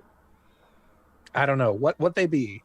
Rolled Well, a if 20 you can, Arcana go ahead. for it. Yep. So, when you walk over and Vac, do you hand Guillermo the books, or just sort of show them to Guillermo? I mean, it'll be a thing of I'm not going to talk. Does he ask? Is the question. Yeah, Guillermo. Yeah, he'd walk up and say, "Let me see." Okay, yeah, sure. In that case, fine. Yeah. One of the books has on the front of it, in first page, it says A-Reds. And inside there, you can see for your 20 what looks to be a spell for Burning Hands, one for Knock, and one for Lightning Bolt. And then there are 2 other books as well. I assume you look through those as well? Mm-hmm. The next one has the word Javi written on it, and inside there looks to be Charm Person, Detect Thoughts, and Major Image. And then finally, there's the last book says, this book belongs to Savara, and inside are Comprehend Languages, Phantasmal Force, and Phantom Steed. These are wizard books, right? They are apprentice mages, yes. Well, I mean, these are wizard spell books. Well, they're spell books. For wizards. Sure. Yes. It doesn't say wizard spellbook, it just says spellbook. So they just refer generically to spellbooks. And that is Guillermo what you see. relays Mhm. them. Anyone's a wizard? Wants to add to their spell book?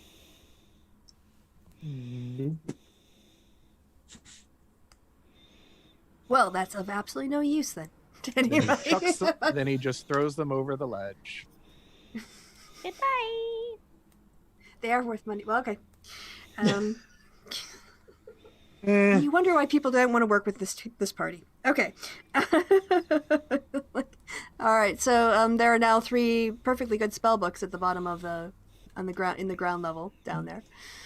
There we go. I ask, why did you do that?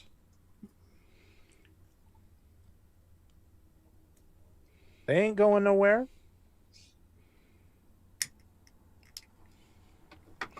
And then he misty steps across.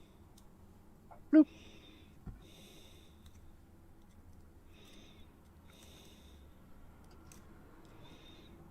Does everybody else want to make a check for trying to jump over to the next side? But isn't there a so- bridge? Nope. You have to Nope. jump from the ledge to from the landing to the ledge. I don't know We're cheap who with magic. designed this house though, but So from here to here? so should we... So There. you're That going, line. yes. It's only Okay. 15 Yeah. foot. From there. Um, There. Athletics check. Of course. Ha! Well, you Vassar can pick makes up an them spell attempt. books. Yeah, he ends up misjudging it. And Vassar you misjudge it, and you end up, instead of landing on your feet, you land on your hands, and you weren't expecting to have to hold yourself up, and you kind of go sliding down the wall. It's only 20 feet, so you only get a d6. Oh, but it's a full 6. Ouch! You land Ouch. heavily. You land very heavily, and you can see the 3 spell books on the floor, and then the rest of what you see is... Let me get to the right. Bastard picks up the 3 books and puts them in his bag. Yeah, you're in a sort of like a library area. Ooh, a library. Awesome. So, and then you can see the spiral staircase where you can go back up to the ledge and try it again. All right. Did everyone make their? Did Vac make his jump yet? Yeah. Do not need to make the roll because I can use the movement long jump, which allows me, as long as I've got 10 foot of run up, I can jump my strength score, which is 19. So it allows me to cover the 3 squares. Yeah, you do it. Yeah, you don't even have to roll for it then. Yes, Lady Gondafrey will fly over because she's a gargoyle. And yeah, do you want to try it again, Vassar? He's gonna try acrobatics this time. There we go. Y'all land perfectly. And I'm all awkwardly perched. Yes. Hold on, am I on the right? Yes, I'm on the right layer.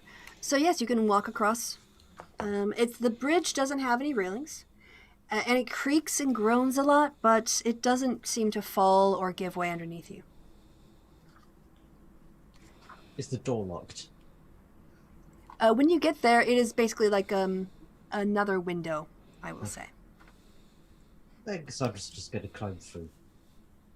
Okay, yeah, go ahead, and you can climb through. What you see is that this landing is 10 feet square and has 2 staircases. One that descends about 20, seems to descend, at least 10, 15, 20 feet, and one that ascends as well. This, as you all climb into the room, you see a life-size statue of a bearded human wizard standing atop it.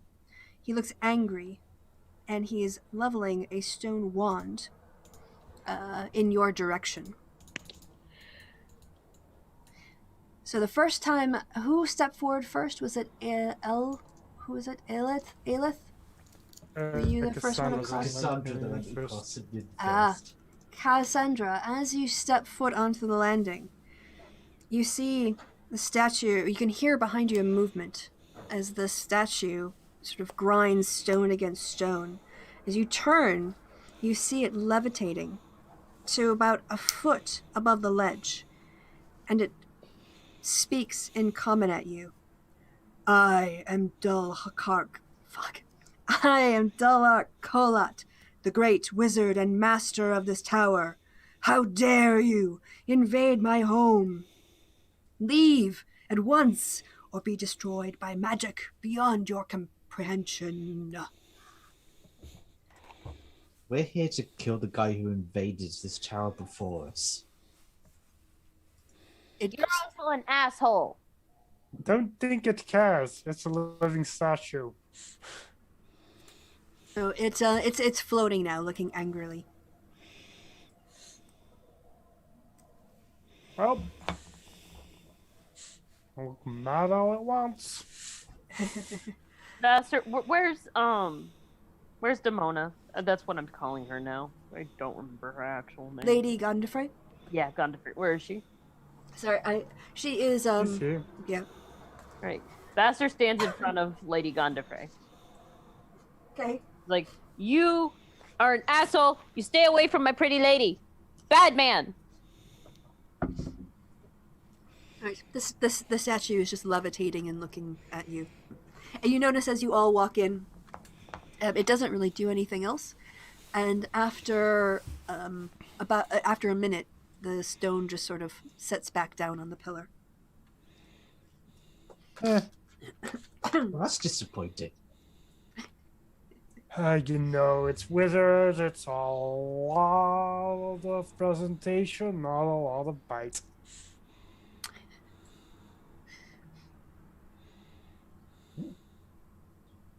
So, up or down? I mean, guess up. The 4th floor. Up that way. All right. Is that with the party? You're all agreed? We're all going to head up? Right. Shall we say that you head up right? So what happens is you get to... How come I can't... Oh, tokens. Oh, select move. There we go. All right, let me put you guys where you need to go. Oh, dang it. Hold on. This map both is very tiny and then requires me to move people great distances, so it's a little bit boop. I'll just take you through. So there's level 3. Boop. Boop. And boop. Do-do-do. And this area is... I'm just hurrying this along a little bit now. You come into... it's a room that has a lot of empty bookshelves. There are a few scattered books.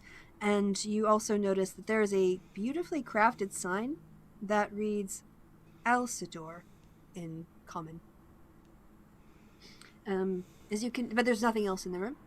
As you continue up into the stairs, you can see on the ground there is a large rune glowing with purple, red, fuchsia color. And yes, you can see transportation circle like if any of you had seen them before. It's what they look like. Lady Gondrefrey says, "I've heard from the guards."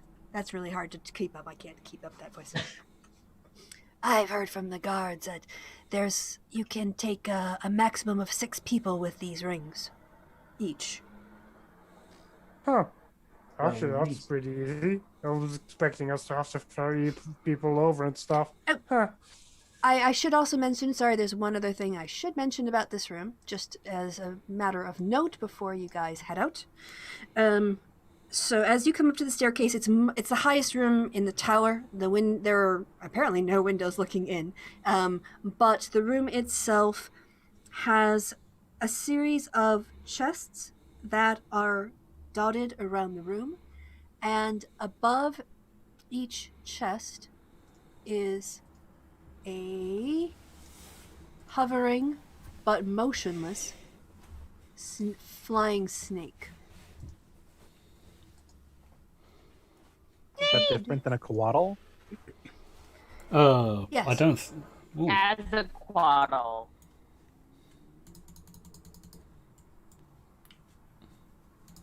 Right. So, As a quaddle. Yes. so yes, that's Coatls are massive creatures. They're like. I mean, they come in baby form. Yeah, but even then, they're the size of like houses. sorry. This actually should be 5, but There's yes. 5 floating you can. snakes. Yes, actually, the things that you see there are the chests, and each one has a floating thing above it. So, A floating snake? yep. Are the snakes asleep? Are the snakes? They seem to be motionless. Yes. So their consciousness is up for debate. From what you can observe that they are sort of like hovering there above the chests. Vassar goes to boot a snoot. Vassar, please You're don't. What? I want to boot. What? What's wrong with If you wake it, if you want to wake it up. Well, we Yes. don't know if they're awake or not. So It for all doesn't- we know, they're already awake. Well, in that case, like, leave them alone. But we Just want to get be into annoying. the chests, right? And, No. I mean, No? I want to kill Manshoon. I wanna get in the chest. So, like, We already have the I mean, rings. if We you just want- move on. Guillermo takes out the necklace. I- Is it doing anything, Snakes. Kristi? No, the necklace here doesn't do anything. But as you guys are approaching, those of you who are holding on to the transport rings notice that they start to vibrate and almost hum. Oh, I that's think fine. that's Vassar and Guillermo. Yeah. Yep. So it's But- now almost like okay. buzzing, like a bee, like a bumblebee, on your hand or wherever you have it.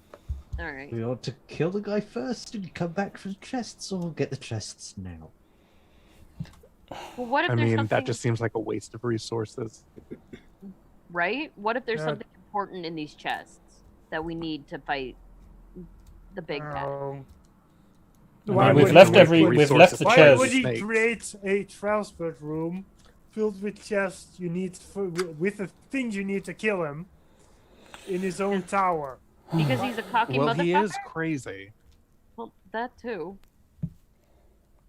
And also, he put snakes on top to make us think that, oh no, we should avoid doing this because we should just like as a deterrent. So clearly, there's something important in these chests. I mean, it could just be personally important. Too. Or they're mimics, and the snakes are just there to trick you into attacking them, so then the mimic gets you. We are That getting too. nowhere. We are getting nowhere with Fuck this. knows? We are getting nowhere with this. Vassar, if you are going to involve yourself with these snakes, do so we can move on. Fine, let's just go. I can boop a snoot later. And Vassar just Okay. All right, yeah, you guys all pile in to the ring into the rune. As you all do, as you sort of like step in, the power of the rune, the light is sort of like scattered and almost ember-like in the floor, grows brighter and brighter and brighter until all of you are blinded by this sort of purple whitish light. And you should now see yourselves in a very, very narrow room, which, as you arrive, you now feel you are in a different, you're in a pocket dimension. You're definitely not in the material plane. Looking down, the transportation circle is the same underneath here, but instead of being stone, the floor is now alabaster. The ceiling and 3 of the walls, the ones to your side and behind you, appear to be made of some sort of transparent glass. And as your eyes pass through it, what you can see outside, up, down, underneath, is a swirling purple mist. The 4th wall, which is standing in front of you, like the floor, is made of alabaster and has a locked iron door set into it. And as you all look around to get your bearings, the face of a human female with a bald and scarred head looks at you from the glass window in another room. So she's right here. She's looking at you, guys.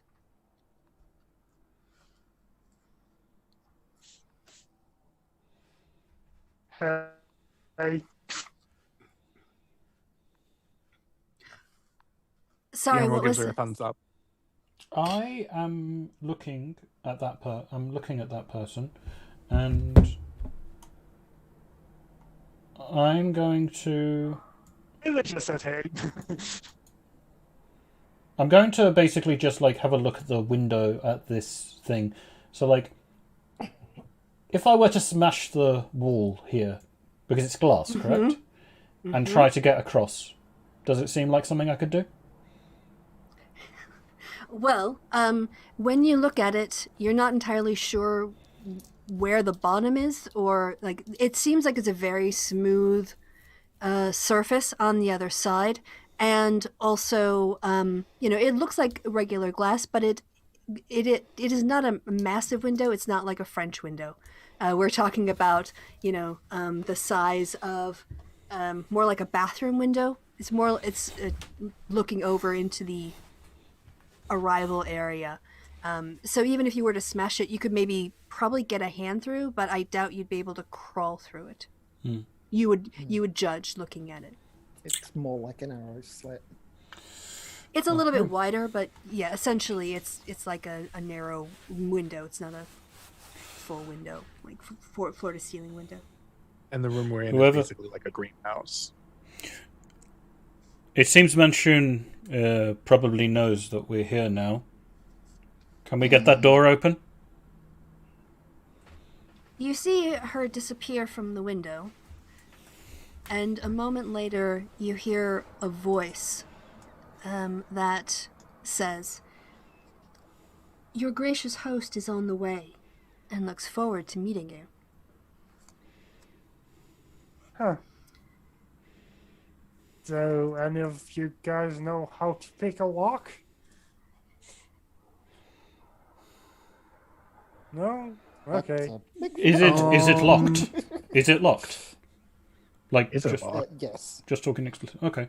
Yes, I can tell you it is. It Does is. it Okay. have a key In on that it? case, I'm going to get out. I'm going to get out my weapon, and I ask for a bit of room, and I'll use my toll war, and I'll use the toll. I'll use its mole form, which is what is it called? Toll war impounded, and I'm going to start smashing the door down. Right. So you can tell by looking at it that the door itself is made of iron. Mm-hmm. So if you want to go ahead and have a smash.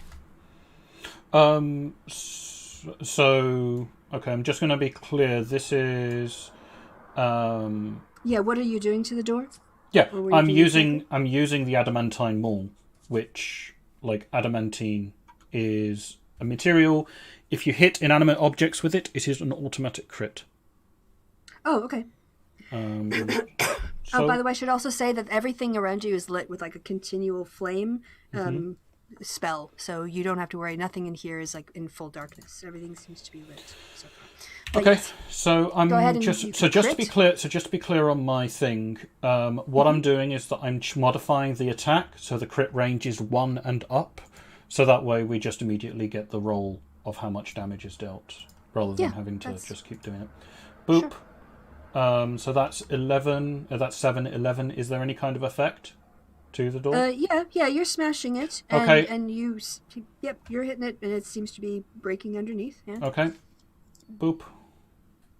Yeah. Yep. Keep going. All right. The no, you're done. You don't Okay. have to do another one. You're fine. I just am on the wrong layer. All right. So yeah, the door becomes smashed, and now you can see inside. And what you see inside are, oops, 100 guards. several individuals, and yes, you can hear someone clapping.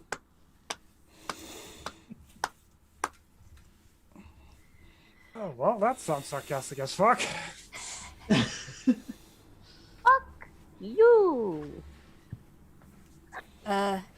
Yes, Vac, as you look around the room, you can see the figure of Manshoon saying, well, this was a very successful tryout if you are applying to join my gang, but if you really want to impress me and become my right-hand people, you're going to have to get through my current staff, who are pretty tough. You might want to rethink this and head back downstairs. I'm applying Just to a put bit- my ju- fucking foot up your ass. You can't go through walls, Darius. If you're Door's talking, open. you know, clap So- your hands. The door's open. I came through the door. Yeah, like, well, I'm going to be thinking, like, if he says that, I'm immediately just going to charge down with with the Tolwa, and it's going to literally, like, I'm not even really waiting for him to finish talking. I'm going to just charge down and initiate combat by just, like, All right. letting loose on this guy here. Okay. Well, you don't get a surprise round, so because everyone here can see you. So, but we can go into. So at this point, nobody else move because we're now in combat. So you move as part of your turn, and there we go. Let me bring this up and remove clear all. Yep. Click on your tokens and then click your initiative, and it's going to take me a little while to do mine. So. Yay. Well, Oh, shit. Well, at least I'm not as bad as Cassandra. if I keep rolling so bad on the initiative. Being, Have to readjust all of these to never whispers. Okay, who's next for me? Yeah. So many good spells to start this off. Give us an advantage, and I'm terrible. The dice are a cruel mistress. Initiative Okay. for Lady Gondafray, it's just Dex initiative, right? Doesn't. Oh, no, There it should be a doesn't. place, yeah, where she can roll. Okay, Yep, hold on. I need all of my people's first. Okay. And settings. Oh no! Oh, what's so frustrating is I went through and I changed some of them. I didn't change other ones, so I was like half efficient. I was like half doing my job. Okay. See if that one comes up blue. Nope. Well, at least they're color coded, so I know which ones are the ones that I did adjust and the ones I didn't. And this guy. Do. Mm-hmm. Yep. Yeah, you can see his. All right. Who else? Oh, yes. Don't forget her. They might not be showing up in the log, but they are showing up in the turn order. Okay. Well, yes. So, basically, I know you haven't seen one of them, but you should have seen one that's called Bard and another one with called Kivja, I think. I think that's everyone. We check 1, 2, 3, 4, 5, 6. Yeah, I think that's everyone. If I messed up, I will sort it. Okay. Wow, we're gonna have a lot of action this time. Oof. Okie dokie. So, top of the order, as Vac comes charging in, going right across the room, with his attack aimed at the person at the end of the room. You see the bard from the corner of the room cast. He's just saying, or he starts making the motions of casting a spell. He is going to hold on. Sorry. Yep. And he is casting Shatter.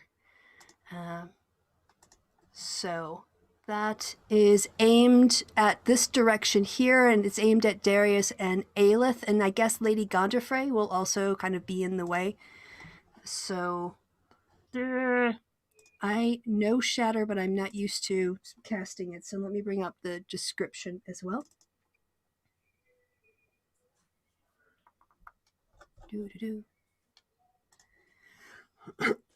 Read the precise thing. 60 feet, a point of your choice, instantaneous. Each creature in a 10-foot radius centered on a point must make a Constitution saving throw. Right, so the 10-foot radius is going to be I'll put it here, bang, and that way, well, actually, then it would get more people, wouldn't it? Okay, let me pull up. Marketplace. I'll just grab the first. It doesn't really matter what color it is. I'll just bring up the first round thing I see here. So, what? No, what are you doing? So, I don't know. I thought I was okay. Oh, I just dropped it on Guillermo twice. Okay, got it. All right. So, yep, here and 10 foot. So, I guess that is Lady Gondafray, Darius, and I think that's on a different Aelith? level because I don't see anything. Oh, if you okay. put anything on there. Okay, thank you for that feedback, because yes, layer. Oh, it says token layer to me. I can put it on the map layer. That helps. People see it now. Wait, nope. It says that I got an error message on Roll20, so it's my fault. Oh, okay. All right. I'll put it on the map layer anyway, just to I got keep it the error as well, and I think you've put it underneath. Yes. Yep, I put it on the map layer underneath. Yeah, I see it, sort of. Okay. And those of you who don't make your con saves, you take 17 thunder damage. And if you succeeded, so you rolled at yes. What's the you know what would be helpful? You need to know what the DC is. Sorry. DC 17. That's Yes, Thunder was yes, yes. 17. Yes, I realize this. The DC is something else. I also thought that's what it read, but it doesn't. So let me get I'm pretty sure 9 doesn't make it. So his spell DC. Seems to be pretty basic, if I'm honest. So So 16? where do you see 16? Where you posted Shatter into the chat, it came up saying 16. Oh, right. Yeah. Spell save DC. Oh, Oh yeah. Wolf, 16. you are a genius. You're a fucking. Yes, it's 16. Okay. So, Darius, you're all right. Yella, your person didn't make it. Are you in the way, Cassandra? Yes, you are. Well, Sorry. you've got me in there, so. Yep. And who else? Oh, Aelith. Oh, that was Hayadin. Okay. Did you also do Lady Gondafrey? She's also made of stone. That's really going to hurt her, Ouch. I think. 17. What type of damage is it normally? Because it does have some... Thunder. It's thunder. Yeah. Nope. That just goes. Okay. So, but she does make it. So. And I'm okay, right? Vaster's okay. He's like right outside the circle. Right. Okay. Yeah. Creature made of inorganic material such as stone, crystal, or metal has disadvantage.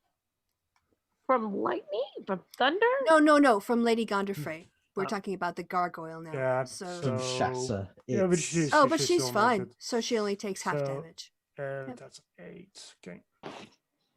And then the bard, as he sort of casts the shatter off with his action, he turns to Vac and says, your mother was a hamster. And your father smelt of elderberry. And he is going to taunt you with a bonus action. He can target one creature. If you hear him, you have to succeed on a DC 12 charisma saving throw. And that would be Vac. Oh, is my internet gone? No. Oh, okay. It's still here. All right, Vac. Lath. Hello, Lace. They're in the call, but they're not responding. He's not muted. They're not muted. Yeah. Yeah, I guess we'll hold that. Hold that roll. Okay, so we'll see what happens when Lath gets back. Okay, so then next see. up. Where's Bard? Is this one? Yep, that is the bard. Correct. Okay. Guillermo, Oh, you are no. up next. I've got I've got it in order. I've got first. Cassandra, I've got you last. Go, I Cassandra. know, I am Why last, are you? but why- I still get the reactions. Yes, you do get your reactions. Aha. Okay, so can you do the description of Yeah, Hellish sorry. Rebuke? Can you do that? Yeah, just yeah.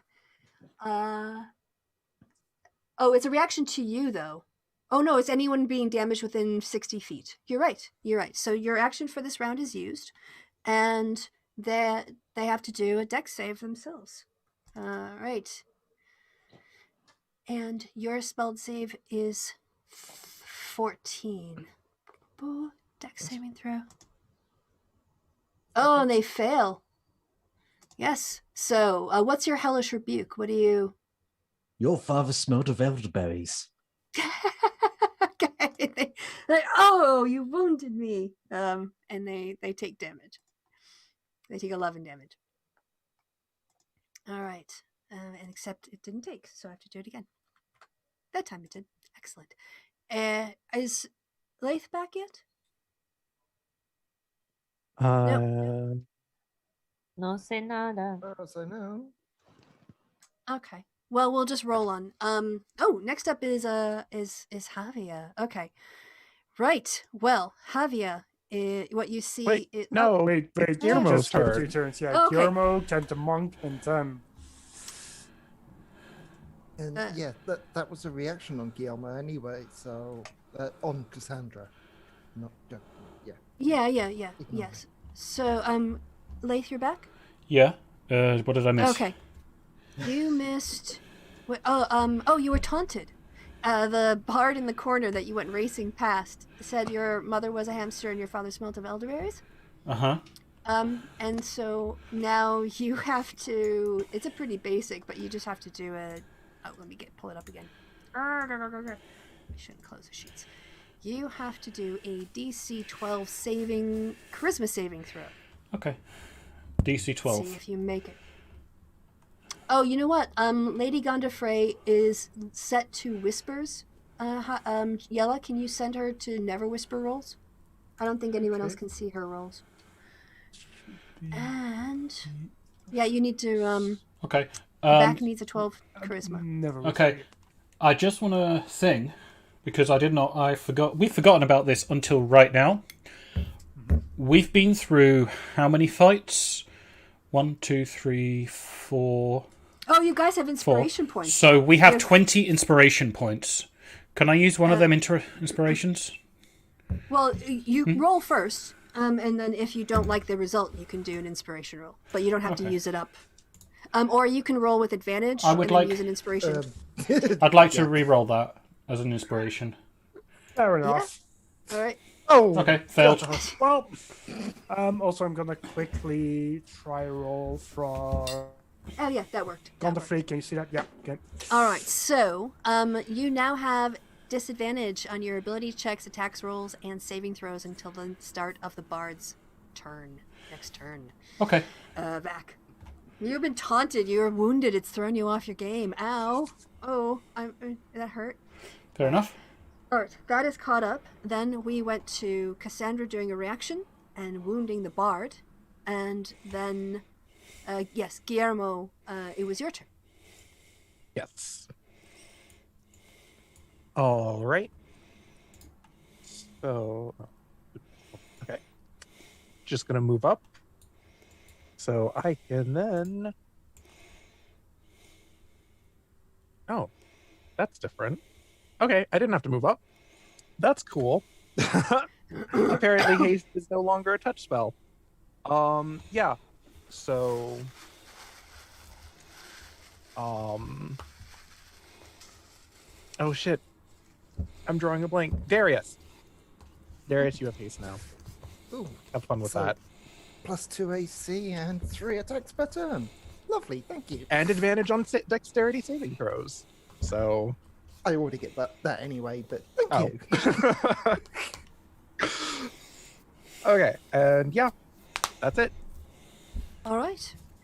Then next up we have Javier, who is... sorry, I should have said, you see when you walk in the room... I'm sorry, I've been so really busy getting people organized. You see in this corner a human bard dressed up, also wearing the Zent sign. In this room, I can also say that on the floor there's a giant mosaic with the symbol of the Zents mosaiced into it.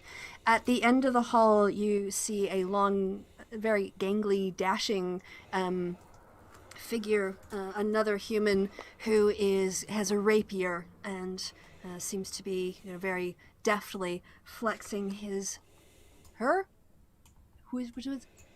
Yvette is sort of like readying her rapier. Next to what you assume is Manshoon, there's also a halfling monk who is smiling, ready for combat. And then you see this tall figure, which you assume is Manshoon. He's got a very obvious metal hand in which he's holding. He's holding his staff in his sort of usual hand, but the other hand he has is looks like it's completely encased in metal. He's a tall, imposing figure, rather gaunt, wearing dark robes, and even his personality and stillness just seem to emanate power as Vac goes charging across the room. His eyebrows move in amusement, but he makes no movement to either get out of the way or react in any way. Next to Aelith there, over here, you can also see what looks like almost the twin of the halfling over here, also dressed as a monk. And then behind the monk stands the bald, headed and scarred woman that you saw peering at you through the glass foyer. So just so that you have a sense of who is in the room with you, because obviously your characters would need that to make some decisions. So Javier sees Vax comes, running over, charging at the swashbuckling woman at the end of the hall, and she is going to walk up to him since he's put himself. Actually, she's going to go stand behind him. She's going to move there. Give herself advantage. Oh, hold on. Let me get to the right thing. Oh, is it fixed? That's good. All right, yes, a Lightfoot halfling with an evil grin on her face. And she is going to make her strikes against you unarmed. Woof, woof, woof. First one. I should ask what your AC is. I should make a note of these two so I don't have to keep asking. Vac, what's Vac's AC? 17. Okay, it'll go faster if I know. Thunk. 11 bludgeoning, and why don't you go ahead right away and give me your... Well, no, I'll just do them, and then we'll figure it out at the end how many times you have to roll. Bam! Bam! And a miss. Woof! She whiffs on the last one, but her first two just completely take... Oh, she's got advantage. Oh, yeah, she's got advantage on you. So that last one does hit. Wasn't our flanking rule plus Oh, two? plus 2 Not is the flanking rule. advantage? Yeah. Yes, but she was plus 2. Okay, so then it makes it to 17, and so that doesn't hit. Mm-hmm. Thank you for the correction. In my other game that I played last night, it's advantage. So it's just keeping track of which rules for which game. My default settings. Okay. Yeah, so you've got 2 hits of a total of 17 damage, and I need you to... She is going to have you do a dex saving throw. Okay. Success. All right, and do it again for her second hit. Can I use another one of those advantages to get a reroll? You mean inspiration? Not to get rid of. You can re-roll. I mean, it's the pool. It's a pool. It's a pool for the party. Yeah. So, can I use one of the inspirations to get advantage? Guys? Okay. There we go. Yeah, Success. and then you made it. So you stay upright. You do not get knocked prone, but you do take 17 bludgeoning damage from this very surprisingly tough little Lightfoot halfling monk beating on you. Then next up, Kivia. So Kivia is the woman that you saw looking at you in the mirror, and you see her make a motion with her hand. Something glimmers in the continual light spell or continual flame spell that has been cast to light the room, and she throws what sounds like, when it lands, a crystal bead or something made of some sort of shatterable material. And as it hits the ground itself starts to move and shake. And the whole room actually starts to vibrate. And from the stone emerges an elemental, an earth elemental. It looks she's like, beast. It looks in her direction. She points at all of you. And kill. And that's her turn. Okay. Are you sure it's standing there? Because it's occupying the same space as... Yes, I had it on the GM layer, so I'll adjust it now. All right, so that is her turn. Next up is Lady Gondefrey. One quick question. Yes? That green dot, are we supposed to see that? I don't know what that is. Okay. Assume it's the light source, but... Yeah, I was just don't know wondering what that is. was. And Yeah, no, that's a fair question. It might have been, I think it was, I think that was just, I know what it was. It's a little, brazier that's in the corner. I forgot about it. okay. It's fine. It was just, it's kind of a joke thing anyway. It's not that important, so... I was just wondering what it was. No, fair enough, because it was right on its face, so that's entirely fair. And for some reason now I can grab it, but I can't get anywhere else. Come on, objects. Oh, I was just wondering if it was something we weren't supposed to know yet. No. Oh, well, thank you. Yeah, no. It's fine. It's fine.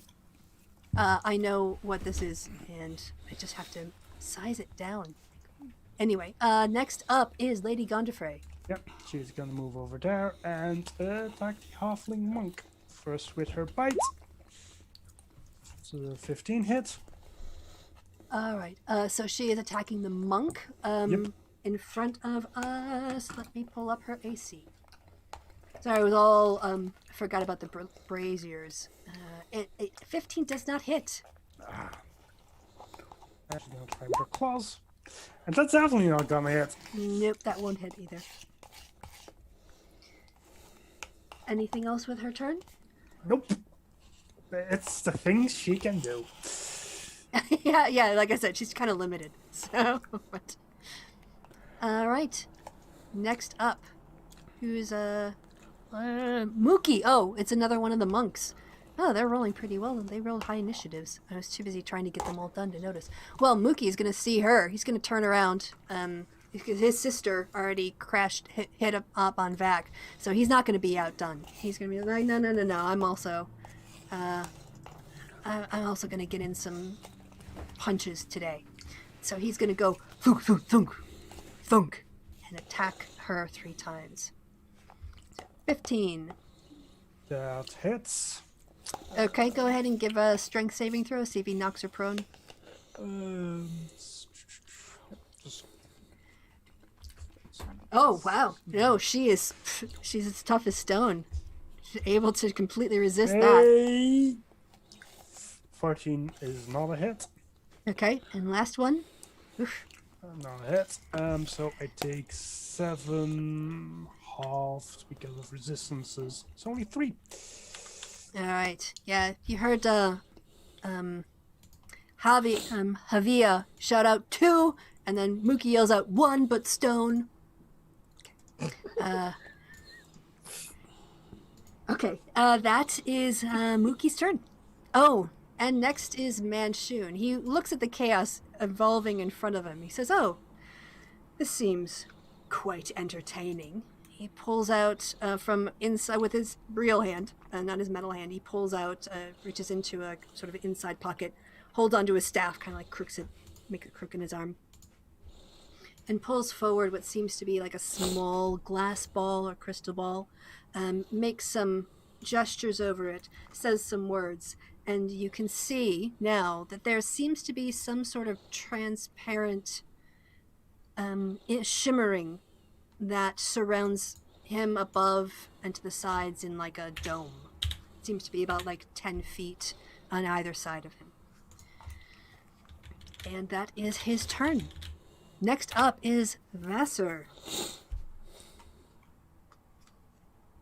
All right. So Vassar looks around, sees the giant earth monster, Yep.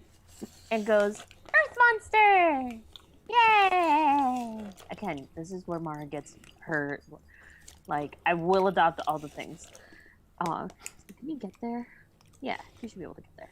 Not Yeah, you're gonna have not a problem getting around. Although you kind of have to step up one more if you want to attack it. All right. Kind of like awkwardly placed to attack it right now. All right. So he's right there. And really, come on, go right there. Takes his quarterstaff with 2 hands, just baseball bats it. Did that hit? Kristi?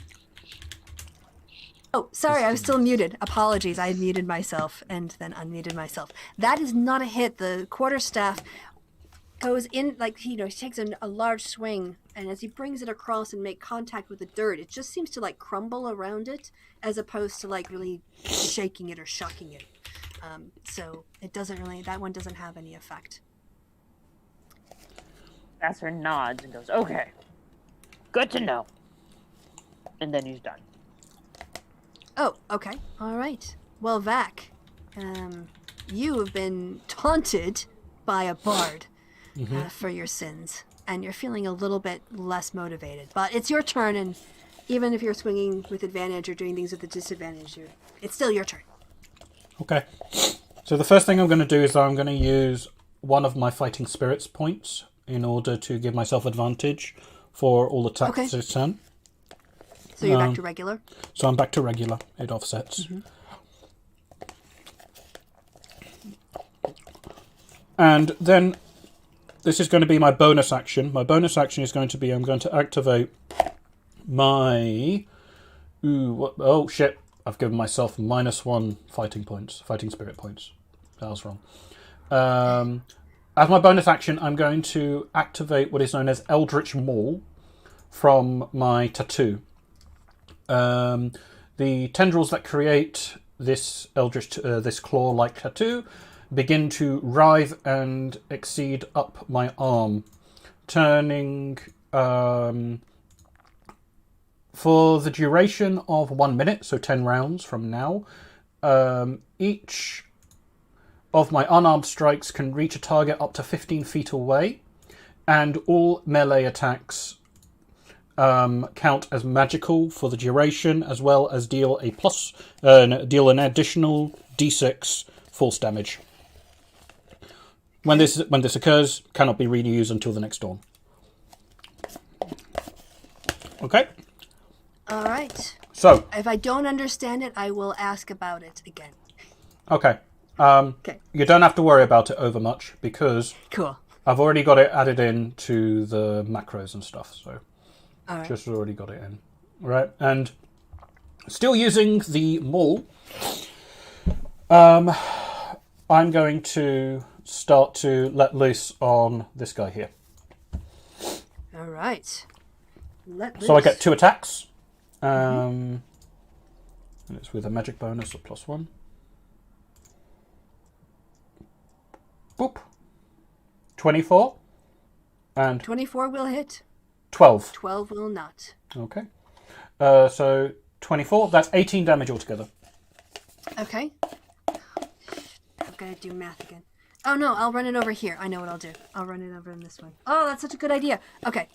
Set. Okay. Cool. All right. Oh yes. Do you want to do that? Your blows make contact, and the woman's smirk suddenly twists into an expression of pain as your maul makes contact with her body. Okay. I'm then going to use Action Surge in order to do it again. All right. So it's going to be an attack against the same person. 1 and 2. Oh. So Yeah, crit go ahead. and a 28. Yeah. Crit and a 19. All right. Help me add this up. Is Oh it no, with the I'll do bludgeoning that. I'll and do the that. But force? tell me, does the 19 hit? Oh yeah, the 19 does hit. Sorry, I Okay. didn't realize. Yes. So it's 18 plus 10 plus 13 plus 6. 47 damage. Oof. Okay. What's 47 plus what you just did, which was the 18 before? Okay, give me a second.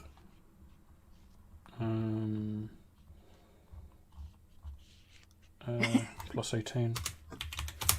65. 65, yeah. Oh, she collapses and isn't dead, but she's basically, with all of those critical hits and your maul just smashing into her, she is on death's door. Does that mean that she is dying, or is she, like, down? She's not unconscious, basically, like, You hurt bad. if you look like if you just smacked her and did a small amount of damage, it would be enough to finish her off. Okay. Well, fair enough. I'm also going to use the ability of Crusher, which allows me to push somebody 5 feet. So basically to knock her over. I'd like her to be over here, please. Okay, you push her over there. Yeah. Okay. Got it. All right. Anything else? Oh, okay. So just from Crusher, this is the last thing. I scored a critical hit on her. That means that all attack rolls against her are made with advantage. Oh, okay. So we need to go back then after the crit, and you need to. Well, you. No. gotta hit the next time. It doesn't affect me because my thing's already been dealt with. Because Oh, I see. it's because I had disadvantage. I gave myself advantage. You can't have like 2 advantages or 2 disadvantages. That's cancelled. It's everyone else attacking This lady here. Oh, her. Okay, got it. All right. Everyone has advantage on her. Thank Everyone you. has advantage on her until the start of my next turn. Excellent. All right, and that's everything for you? That's me. All right, then, Darius, you're up. Thank you, Vec. Darius activates his rage, barges past, comes running to here, giving advantage on all 4 of these to anyone else. And this is Manshoon, yes? Mm-hmm. And this is the elemental. Yep.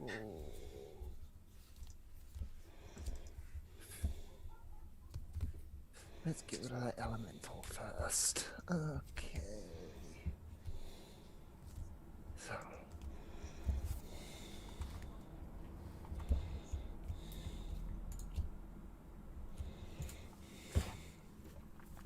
$19 hit.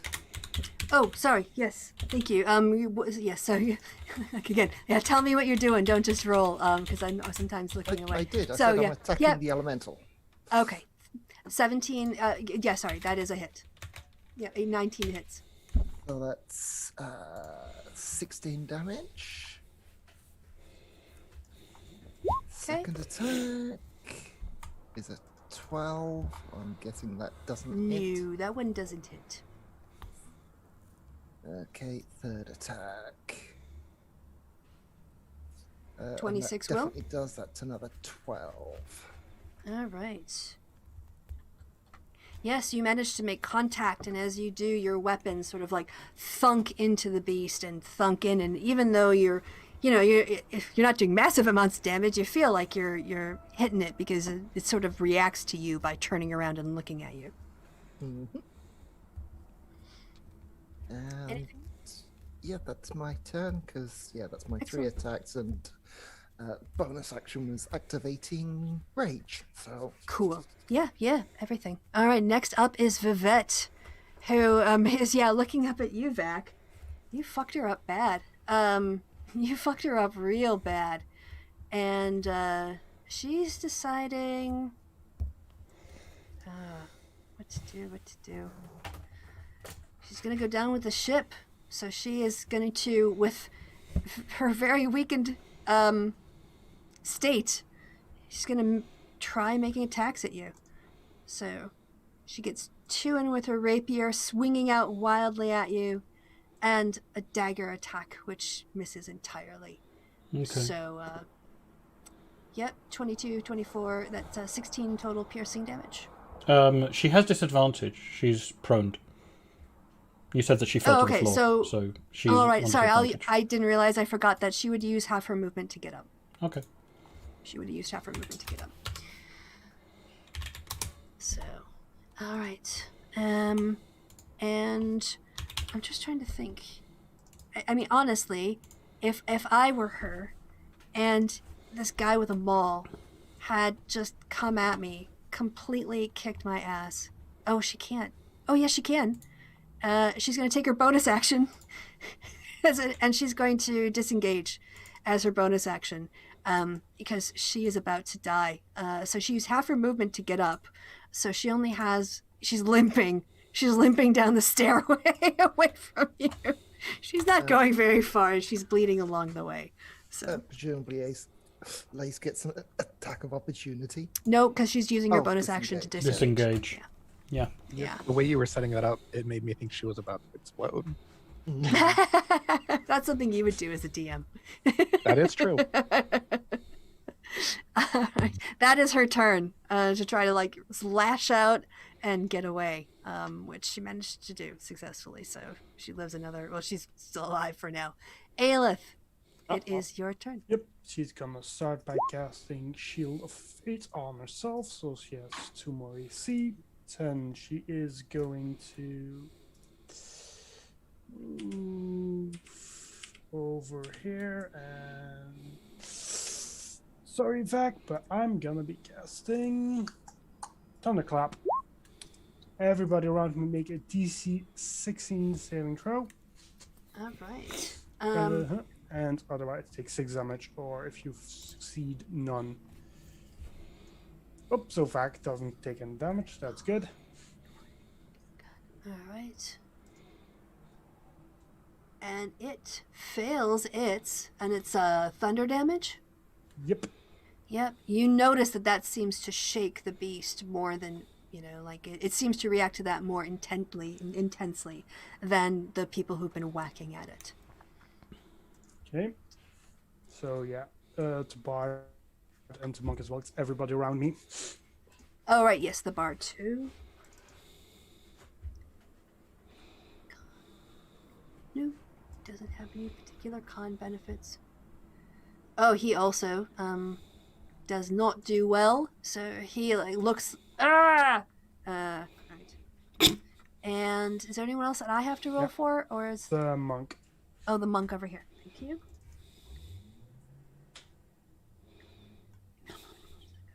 Nope, just straight up con. Oh wow, did not see that coming at all from behind, and totally takes full damage.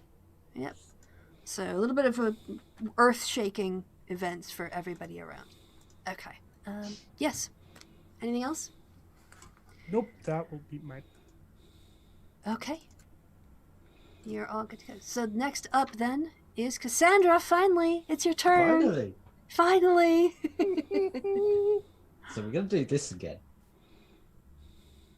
All right, So I'm you're just gonna do going your to spirit move up. guardians. And do you need your shutter ball anymore? Can we move that down? I was actually thinking about repurposing it to be your spirit guardians. Oh, well. If we can move that down and make it 15-foot radius. Oh no, it's centered on you. Spirit guardians is centered on you. No, it's targeted.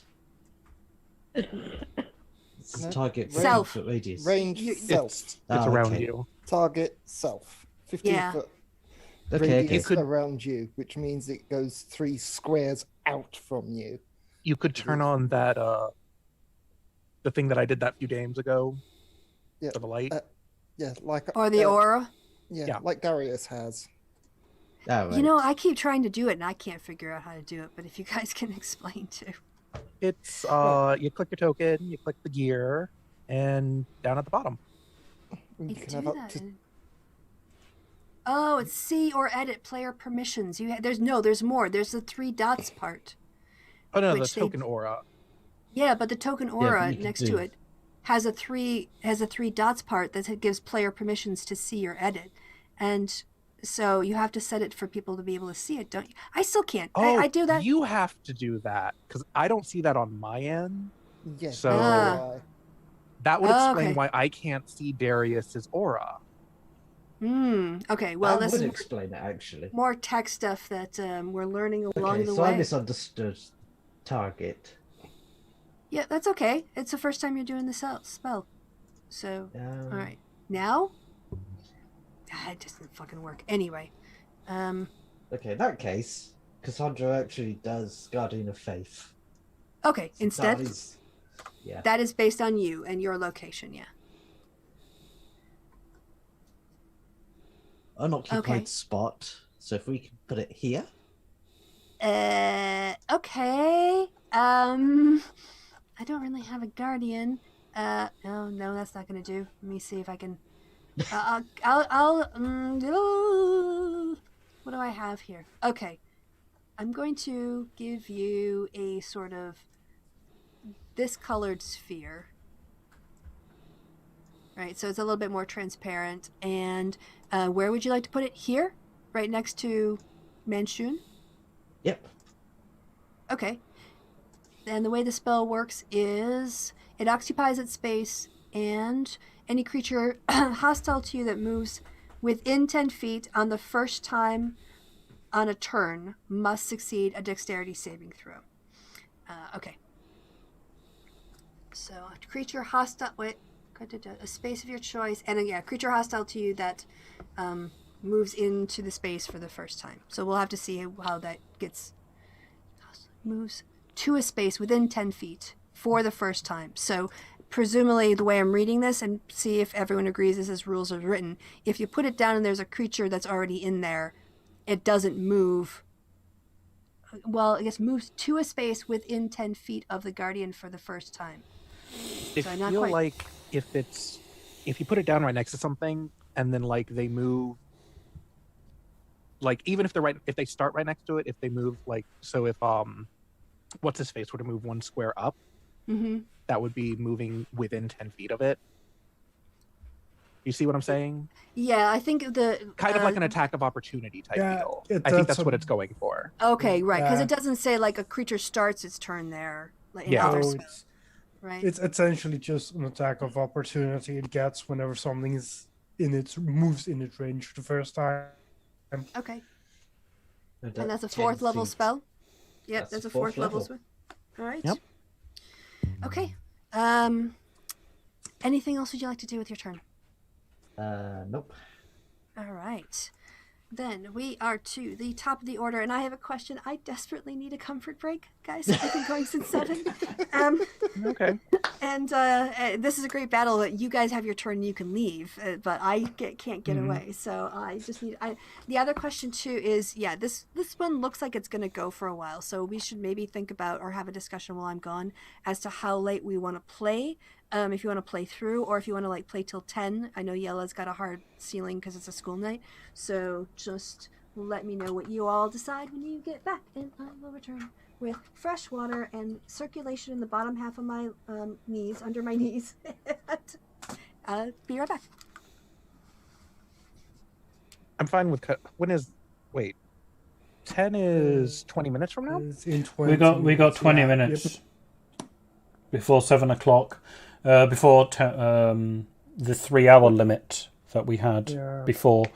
I think it's best that we just like we're at the thing is that we're at the top of the round right now.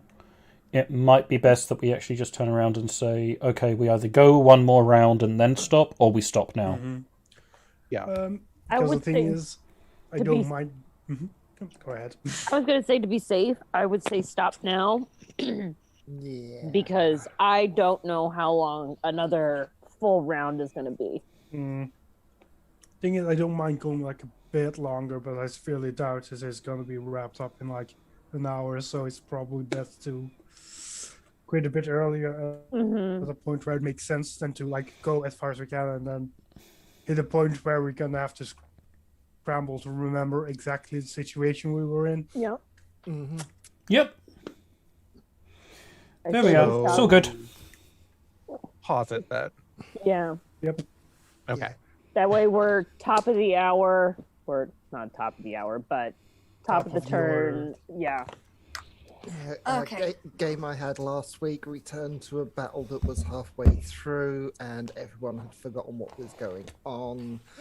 Yeah, this has the benefit of having the stream that people could refresh on, but yeah, it might be an idea to leave it here, top of the turn order. All it where we still know what's going on. I mean, like we can also like leave a couple of notes in the chat in the Discord chat for it. This is true. Hell, couldn't you just leave it here in the Roll20 chat? It goes into the archive whenever you do that, especially if it's been a week. Oh, okay. So at that point, it then becomes like the faff of, fuck, I've got to go into the fucking archive and get to the end and then copy paste it into the new chat and blah, blah. Do it on Discord. Oh no, I meant still. just here in the Roll20. But yeah, wherever you guys want. Okay, so the idea, what I'm hearing is you guys have decided to go, hey, we really want to enjoy this fight. We want to stretch it out. We want to make it last. We want to die slowly and painfully. Okay, yeah, that's fine. I can do that. I can make that happen. So we're wrapping up now and coming back next week for the big finale, the facing of Manshoon. Yep. Excellent. Well, I'm excited because it's really going to kick off now. All right. I guess, Laith, I'm going to have to hand it over to you because last time you didn't tell us when you pressed the goodbye off air button and you were still talking and you just laughed and giggled at us thinking that we thought we were still broadcasting. Oh, I turned it off about half an hour ago. Very funny. Okay, so Kristi has a Patreon. She doesn't draw from it, but she has a Patreon.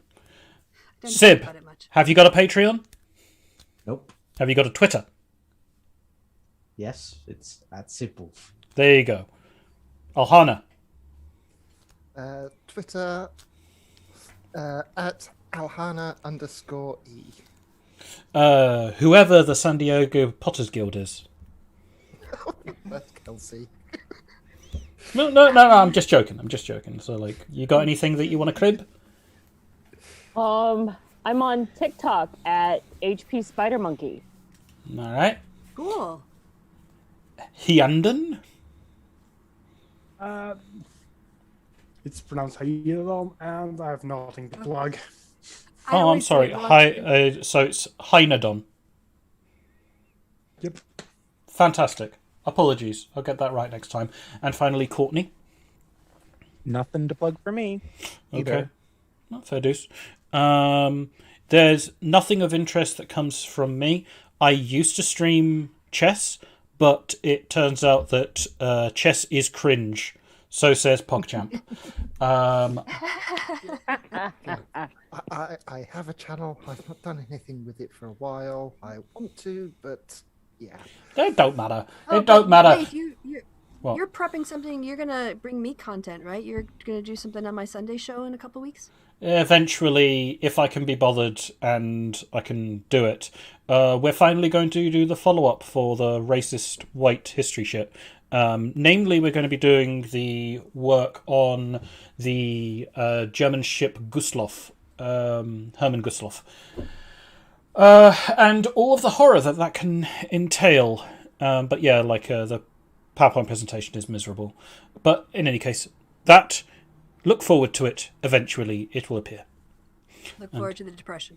Being depressed. Well, Yeah. it's not going to be depressive. It's just more going to informed. be that existential dread that you get when you're not absolutely sure if you have enough milk for the tea, but you can't be bothered to go look in the fridge.